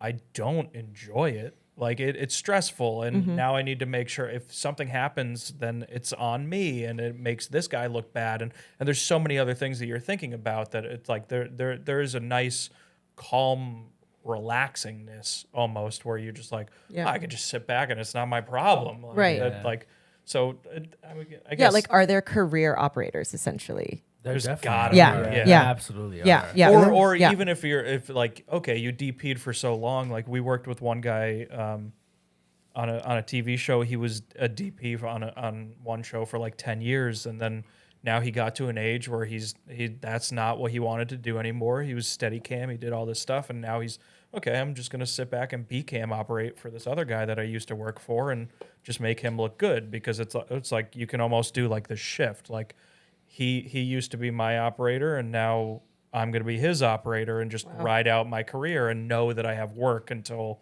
I don't want to work anymore. You know, so it's not even a career operator, but it's like a retirement option, if that makes sense. That's I don't cool. know.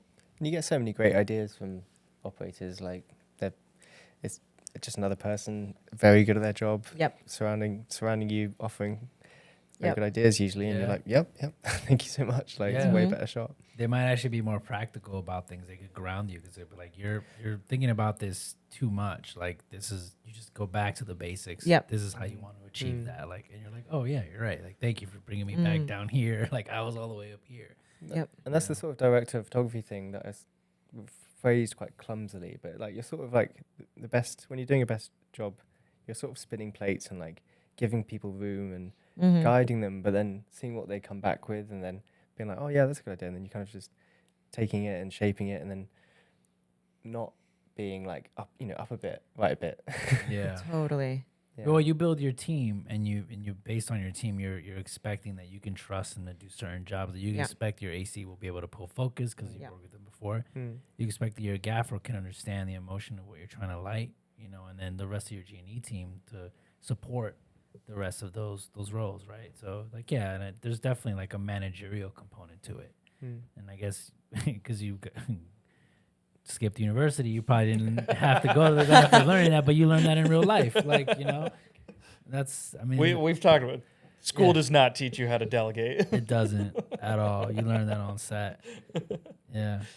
Do you ever find like coming from the UK and working like, in any other places around the world that like your like set lingo doesn't really translate? Like recce, for instance, you keep saying recce, like that here, like we say a scout, like you say recce. So it's like, do you ever have those situations where you say one and they're like, no, that's not what we call that here? I mean, no, people get what you're talking about. I quite like scout. I think it's more cool. You guys also say tail slate, which is What do you say? I say end board, which End board. is way nerdier. Wait, do you It's not as cool as tail Would you slate. call that a board to begin with? Yeah, well, you called it the board. No, it's a slate. What about clapperboard? No, it's I've heard clapper, but not clapper board. Yeah. Wow. Tail slate's like savvy. I like that. Do you do mid sticks? Mid stick? You having me on? No, okay. Yeah. So So He's taking there's the this piss. there's this whole thing. Like, have you ever told like a camera assistant to go get you a bag of f-stops? Yeah, exactly. Yeah, so All it's that kind of thing. Like, tell somebody, oh, we're go do a mid sticks. jokes. I love that Christelle and I both judged you for saying end board. It's just so old timey sounding. or It something. does, Yeah. Clapper board, for Yeah. sure. It feels like a 1950s Yeah. phrase. A lot of British is just like old, proper and English, even, right? and you even mentioned like I mean, maybe I'm jumping again, but you have a book that you write in when you're Oh, you on mentioned this earlier, when you're on yeah. the tube. It's just my phone. It's just a list on my phone. Yeah. Well, You the gotta two- look at it. Break that out. tube No, I is- know. I that's how I was making this transition. You said Yeah, the tube, tell but us I about would never this. ride the tube. I ride the subway. I haven't even like added to it in a long time, but it's. But it's got to be like therapeutic. I think if people don't know this, my idea for wrap drinks is that started on my crew where we literally carry a cooler every single day, and at the end of the day we'll have a beer at wrap, and it's one of those things where it's if something happened during the day, you get it off your chest. This is something that's very therapeutic that you can have. So it's like if you have a list that you can write in, or like a book or anything like that. I mean, this is a very therapy heavy thing. When I went to therapy, the first thing they did was like write everything down in this book. Yeah. But it helps you vent. You've got to talk to people about things, even if it's yourself. Like you write down things that happen on set. Yeah, I mean, have a flick through. There's like 75 things in there. I think. Oh, man. They're all That's just like awesome. most of them are written just like when Okay, something so goes wrong. I'll choose one. You choose Just one. choose one, This is I can't. I'm not sure I even vouch for stand by all of them. okay. No, I could go through this entire list. I don't know if I can choose one. This is amazing. Why choose one? I know, right? Choose one to Okay, go, so just start. 5600 versus 3200 is an extreme color contrast. Go half. 4300 or 3200.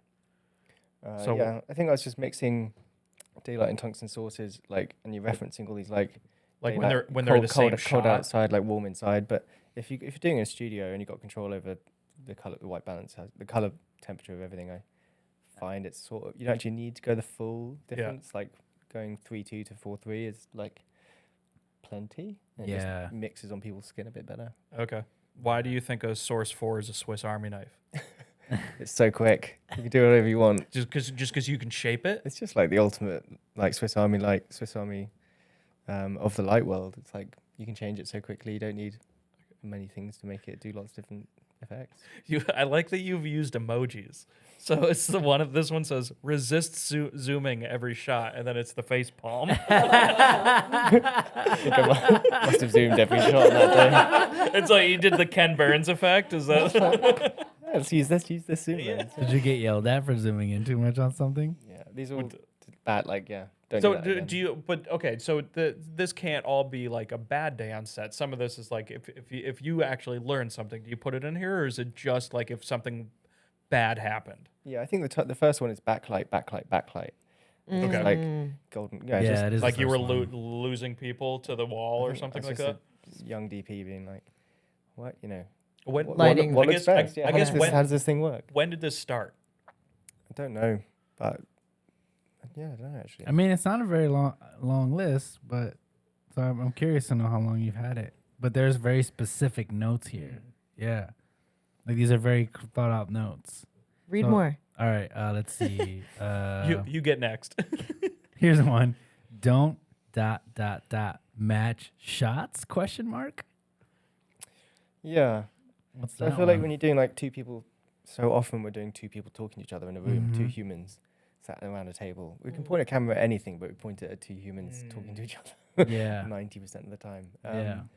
And like, it's just such a, classic way to do it is to match the shots, and just for a two-hander, they should be one on the left-hand third and one on the right-hand third, because it cuts nicely. And Yeah. And I don't know, like, why just fuck it up? Like, one could be totally different. And like, It's I true. feel like I'm shooting it, like having a nice day, shooting stuff really interestingly, and then I'll be like, when we get to that two-hander, I'll just do these two shots, and that's what we do for that little bit where we need to just give space to the actors and stuff. And I don't know, I feel like maybe You don't why have to do I be do that? prescriptive. Yeah. Well, it's that cool. I mean, I feel like that's using the camera as storytelling. Like if you want to give somebody some sort of, well, I don't know, reference to their character, then you frame their shot a little bit differently. Yeah, exactly. But if I guess if there's nothing to tell, then yeah, match the shots. Yeah.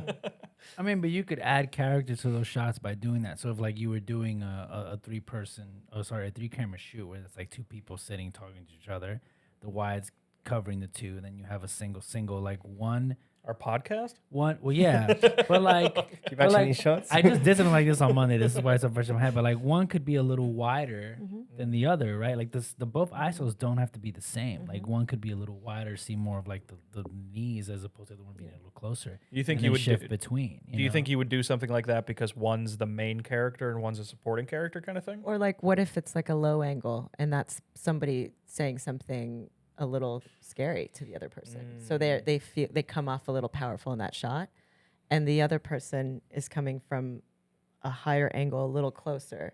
So you're like, what the Fucking fuck are they gonna directors. say? These Like, what, you know what I mean? But it It's could like- also be something about the space, right? Maybe the person looks better in a wider shot. We see more of the space because Sure. the space has something to say about where they're sitting. Maybe you know? one of them's a puppet and the other's a marionette. So you have to do the Yeah. There you go. yeah. There was another one I want to read, but your phone locked up on me. That's your fault. Yeah, it doesn't trust me.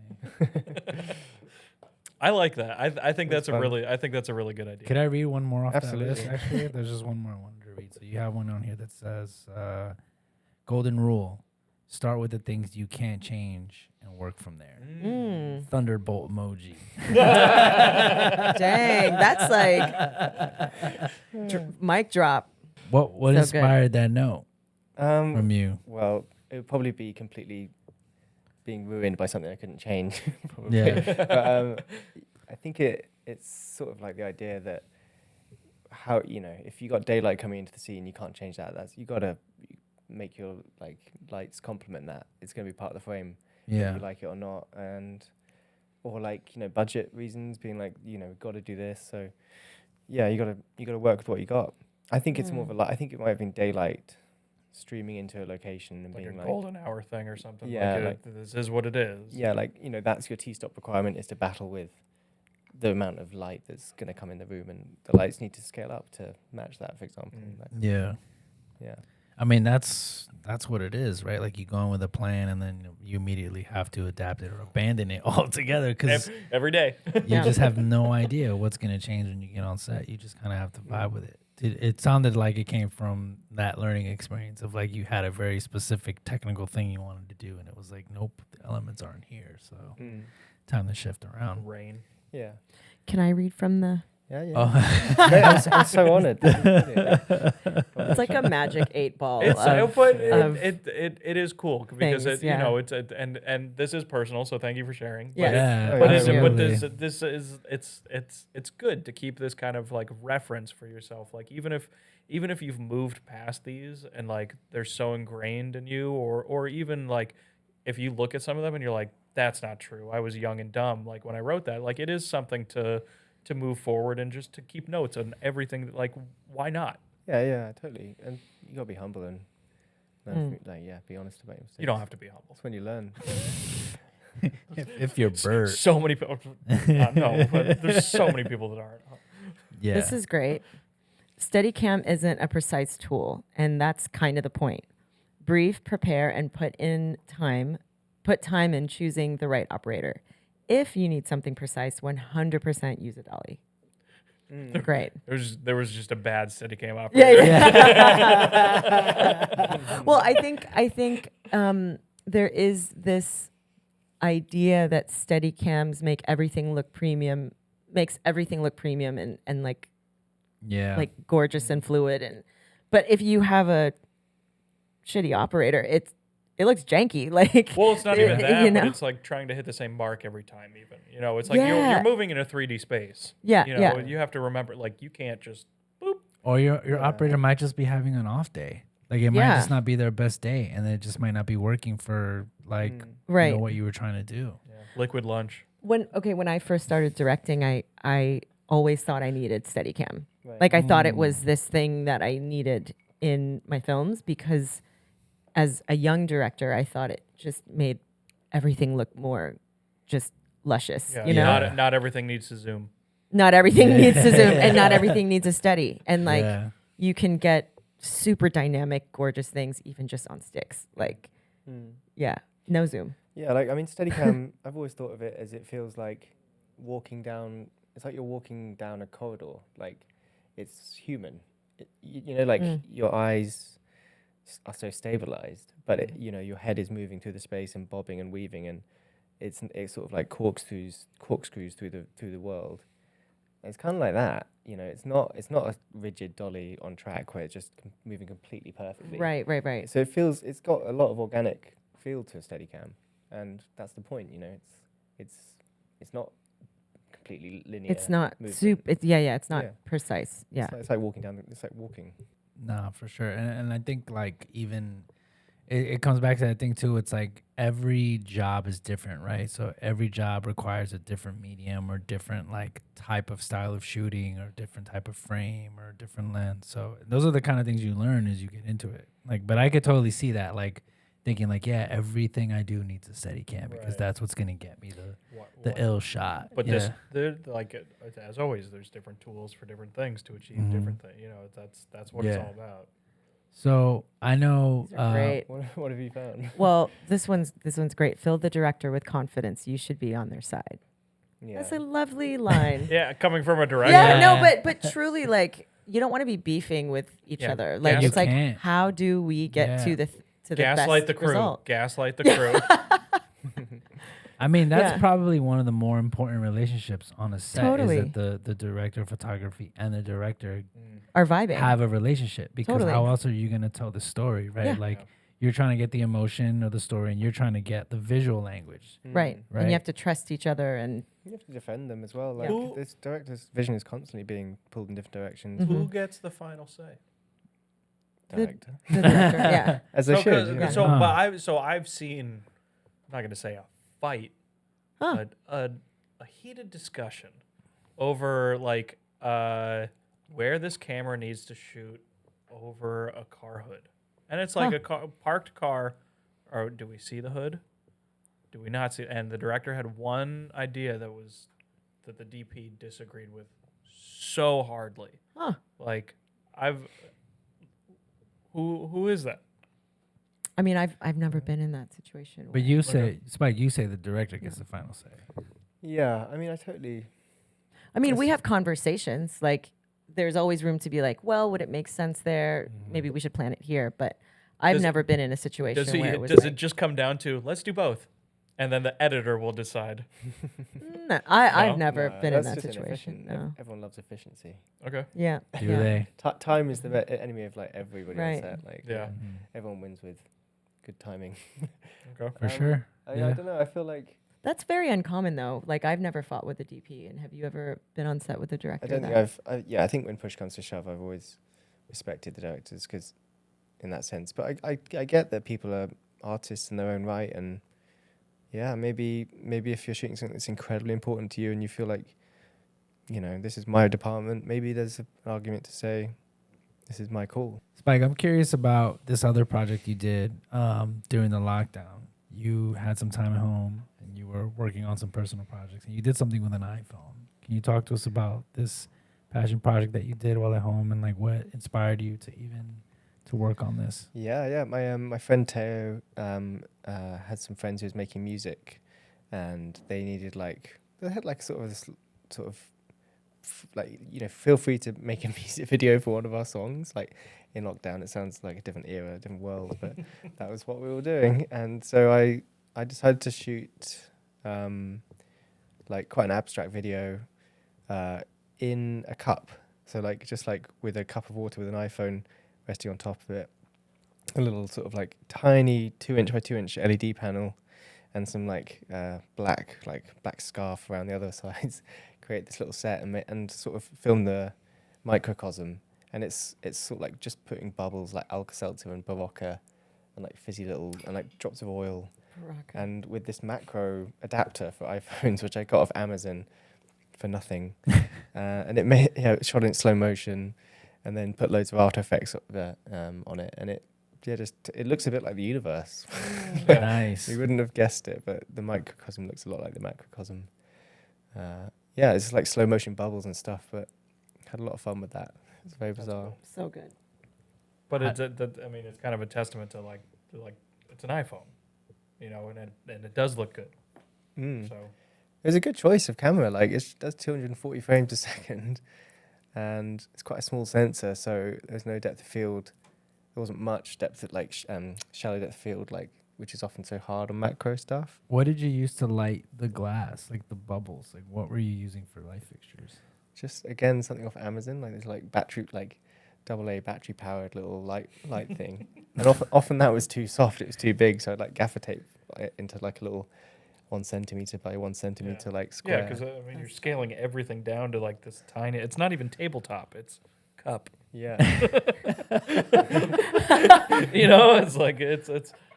Did you have to try different glasses to get like more light through them, or was there like just any glass worked fine? Did everything, just shot some petals in water and stirred it, and yeah, just fucked around with it for a couple hours, and then got all this footage into After Effects and just colorized it, or did stuff like desaturated it and then add the color back in, so it lost all the color contrast, but it was still colorful.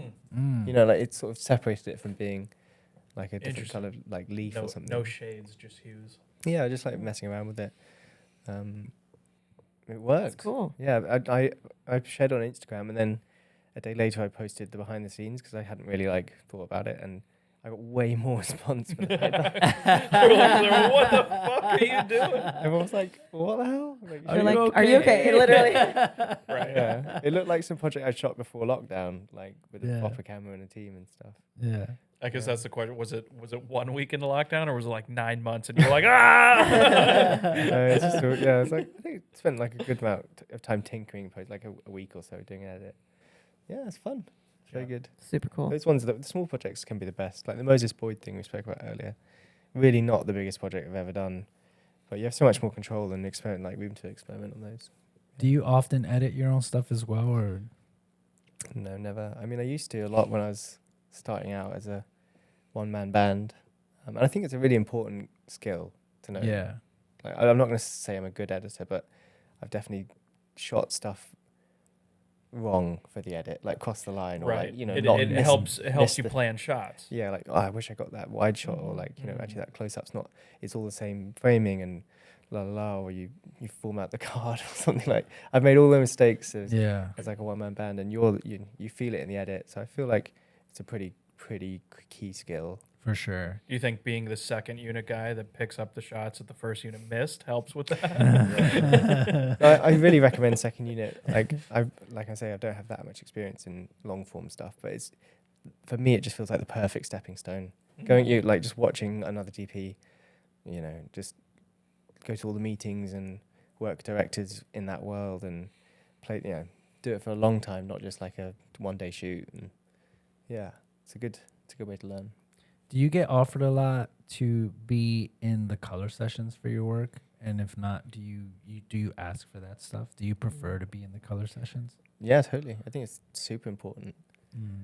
Otherwise, because everything can change in the color grade, really. Yeah. Well, you know what I mean. Like it can all go wrong.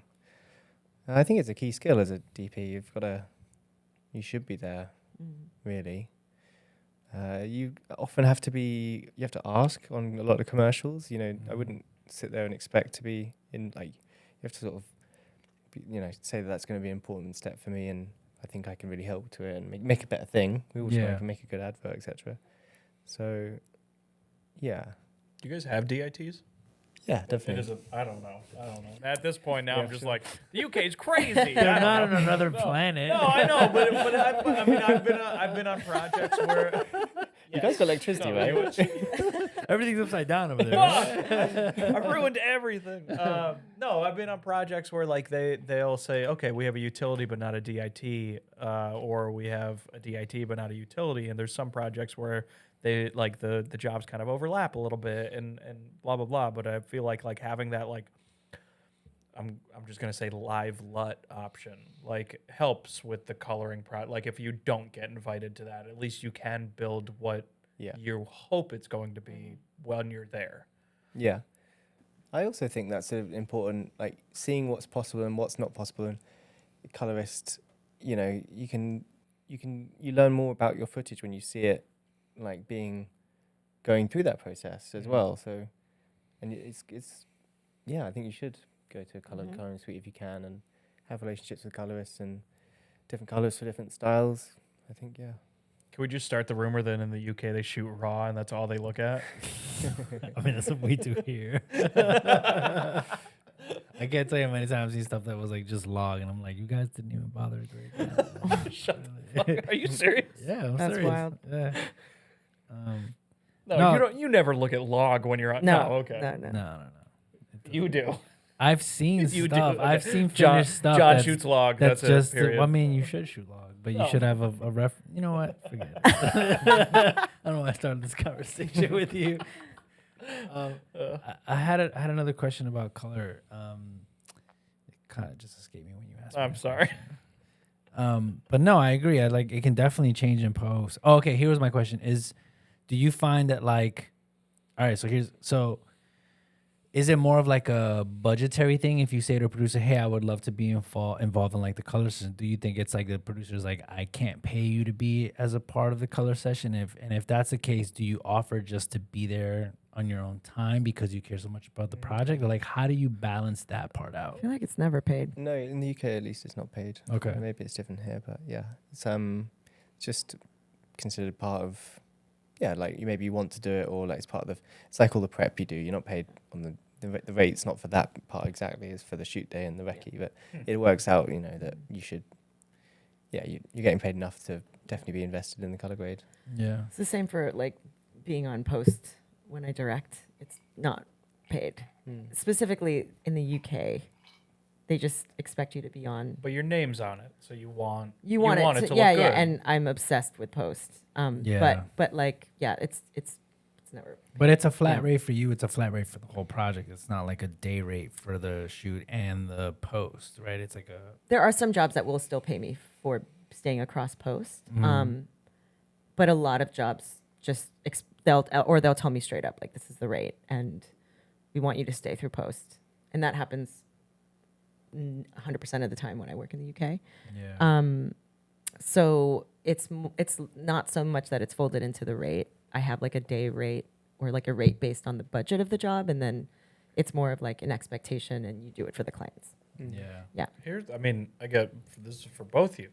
Do you change your rate depending on where you're shooting? It's the budget that changes my rate. Bigger the budget, the bigger the rate. Okay. Yeah. Because But your rate's based on a percentage of Correct. the entire budget. Yep. Okay. Yep. Exactly. 80%. But no, I guess Very if, much like not if like that. I guess again for both of you, like if hey, you guys are paying me to travel to a place I've never been before. Are you willing to take a lower rate or something like that, or is it just kind of like I just did that. Yeah. Yeah, I think sometimes sometimes you sometimes try it's to do just that, for fun? Yeah. I'm like, fuck yeah, I'll go there. Yeah, for sure. I think it's like I'm pretty flexible, really. Like, it's nice to stick to your guns and get what you should be paid. But ultimately, a lot of times it's not possible. And people are just working with what they got.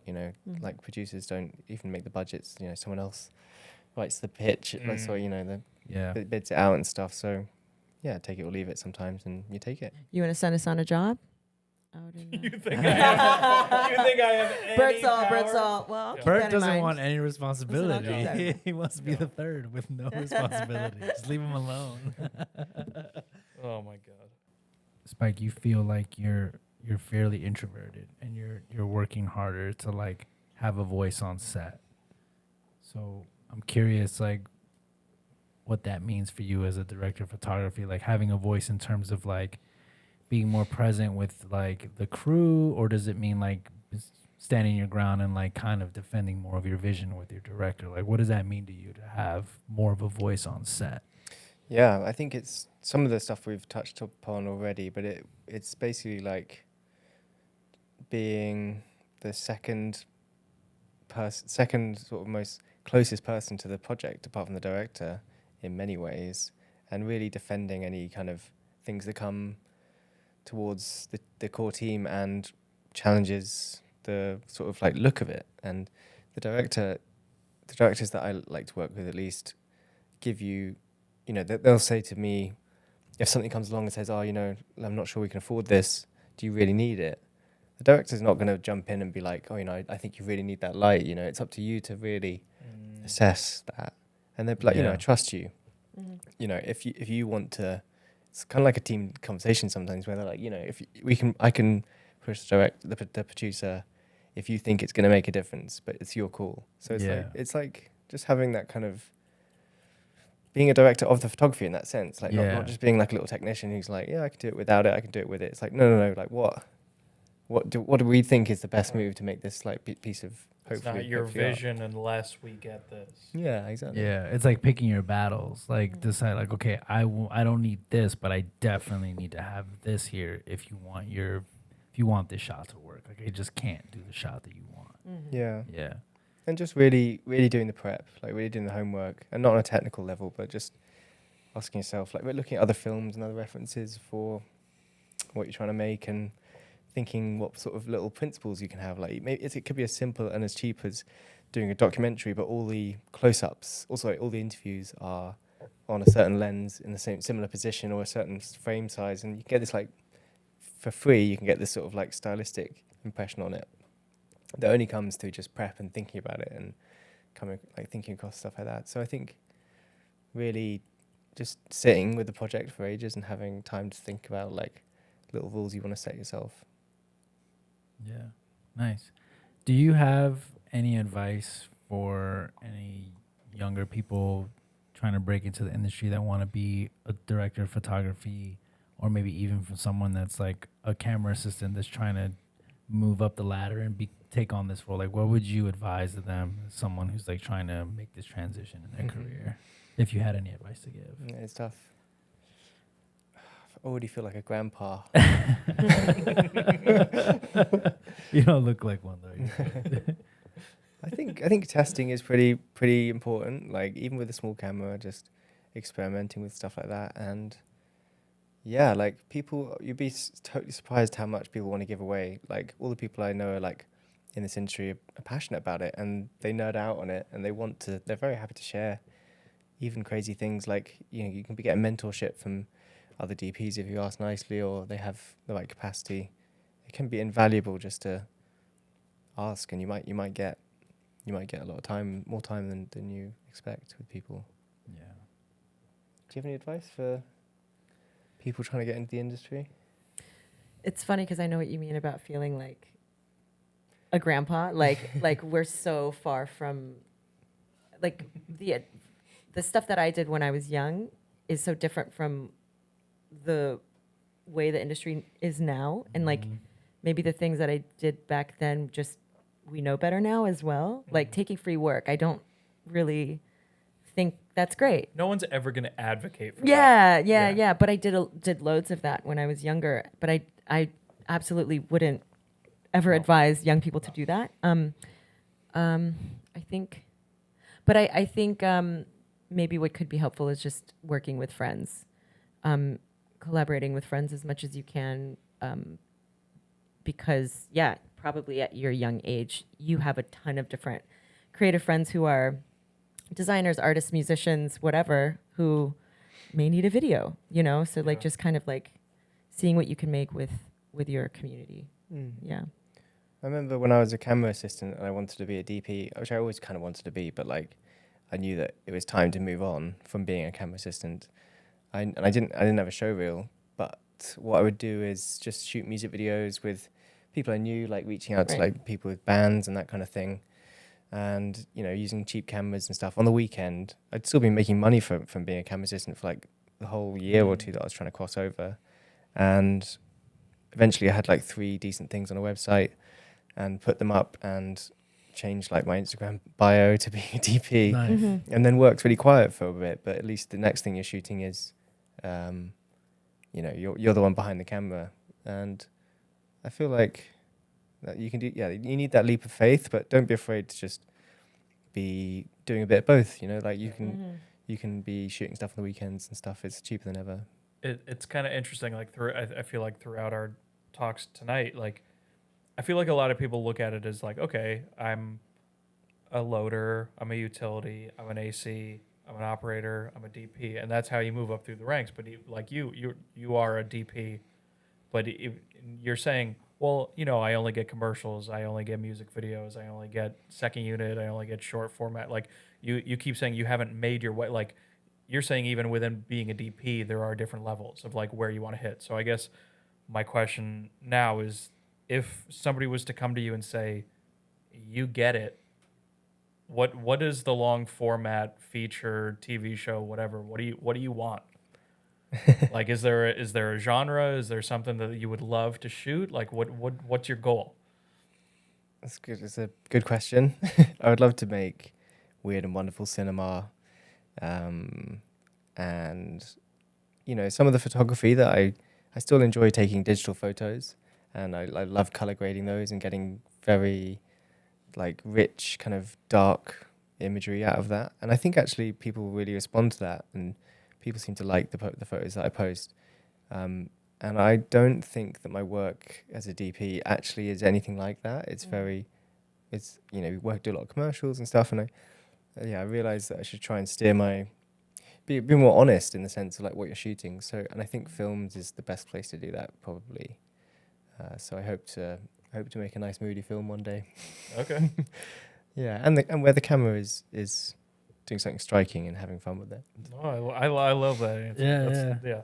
Well, Spike, thanks so much for coming all the way from the UK just to be on this podcast. Just to be here. It's a super expensive flight, and Bert will probably reimburse you with some point. Yeah. I got you. But no, honestly, man, thanks for coming on and for talking to us about all these amazing like projects you've been working on and just giving us some background on like how you got started as a DP. It's been really insightful. And Christelle, thank you for suggesting Spike as an awesome guest and for coming back to co-host and being a part of the podcast. And Mayo, thank you so much. She fell asleep for special guest being Mayo. part of the podcast. And thank you guys for watching and thank you guys for listening. We'll put all the links to Spike's work in the description so you guys can check it out for yourselves. And we'll see you all in the next one. Thanks so much for watching. Cheers. Peace.